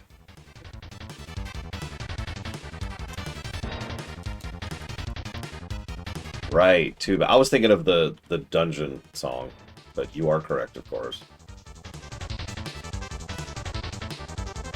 Phantom Hourglass is still on my short list of games I'd love to have a proper remake of if they ever, if I could ever just Q-snap that into existence.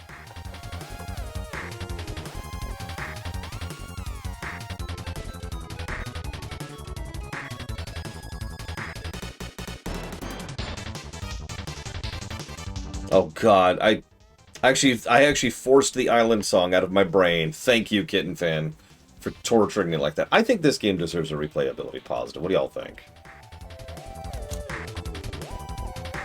What are you feeling? How are we feeling? Like, it's kind of replayable by design. Never mind the fact that it has things like timer modes and optional, like, hard difficulty things on top of it, right? Like, come on. It's also turbo short. So if you feel like replaying that or that or that. I used to replay Meta Knight all the time. Just to give a personal perspective on that. What's that, Mr. Red?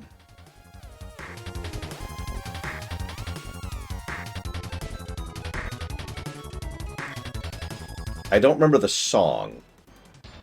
Like, I can't picture it in my head, but I feel like I know where you're going with that. I feel like I knows. Oh yeah, Viscerality. Finally. So, first Kirby game with Viscerality.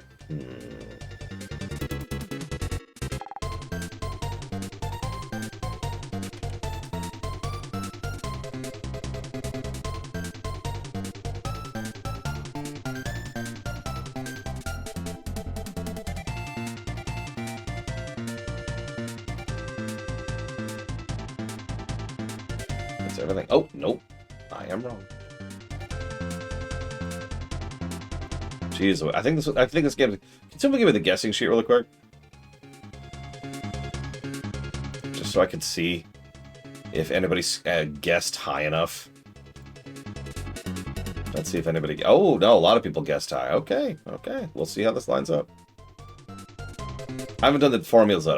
This is going to be one of the higher ones. I can tell immediately.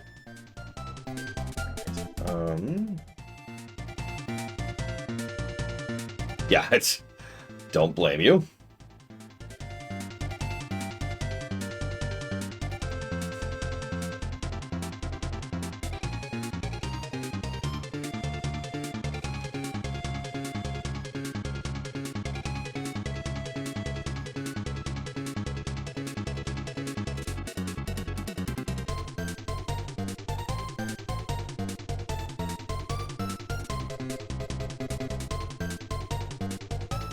So double checking something real quick, forgive me.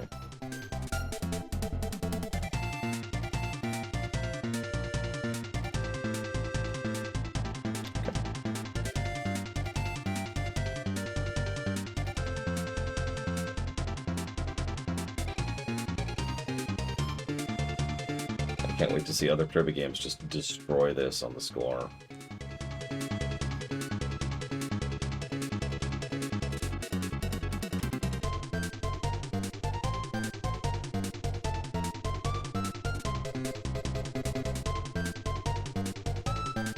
So what do you think the competition is here? Because, like, the highest scoring so far, I guess, would be Kirby's Adventure, the NES one. Do we think this is around that one?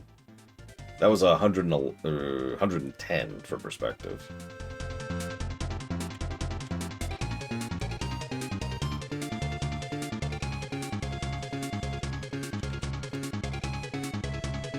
man. Okay, I'm gonna admit I was lying just now. This destroys that. Like a bug. I can tell you that right now as I'm doing my final checks. I'm not even sure what this thing's competition is. Looks like New Super Mario Bros. U, Ori 2, and Celeste is kind of the range we're aiming for here. So, good song to cap this out out. Kirby 10, I think, is what this one is. I decided. Hang on, let me double check my numbers here. Yes, Kirby 10. Superstar Ultra. Adjust my number there just to make sure that's the correct number. There we go. Kirby 10. Oof. That is plus 13 to story, which is actually about average for a platformer, for a 2D platformer. Nothing too fancy there. That is 1.5 pluses per hour and 100% ratio. All that's normal. All that's pretty normal for a 2D platformer. Plus 69 to gameplay. That's pretty high even for a 2D platformer. We've had games that beat that, obviously. We've had Mario Wonder, we've had Shovel Knight, we've had New Super Mario Bros. U, I just mentioned that earlier. We've had Tropical Freeze, but 69 is a very high gameplay score. That also gives us a density of 9.5 positives per hour and a ratio of 93%. Yeah, you want to talk about density. 9.5 positives per hour for a 7-hour game. Giving us a final goal number of... Drumroll, please. Let's see who did win.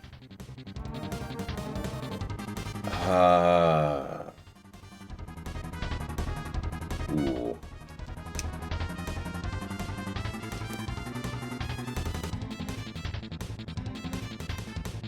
It's close, but I think I know who won.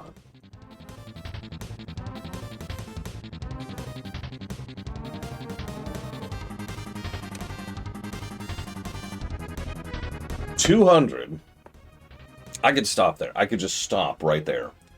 Any game that breaks triple digits is a damn good game. Any game that breaks 200 is just kind of crazy good. So already we know we're twice as good as the NES game. 200. 38.29. Which means it's going to Golden Ratio. Golden Ratio successfully guessed the golden number. So that's going towards Silk Song, Hi-Fi Rush, and Final Fantasy VII R2. A damn good game. I'd like to say I'm surprised, but I'm kind of not, because it's a really freaking good game. What do you want from me? In terms of platformers, just 2D platformers for a bit of perspective. 2, 3, 4, 5, 6, 7, 8, 9, 10. That makes it the 10th best 2D platformer we've ever covered. And if that doesn't sound impressive, please remember that we've covered most of the best 2D platformers ever made already. So, managing 10th is really freaking good. That's way up there.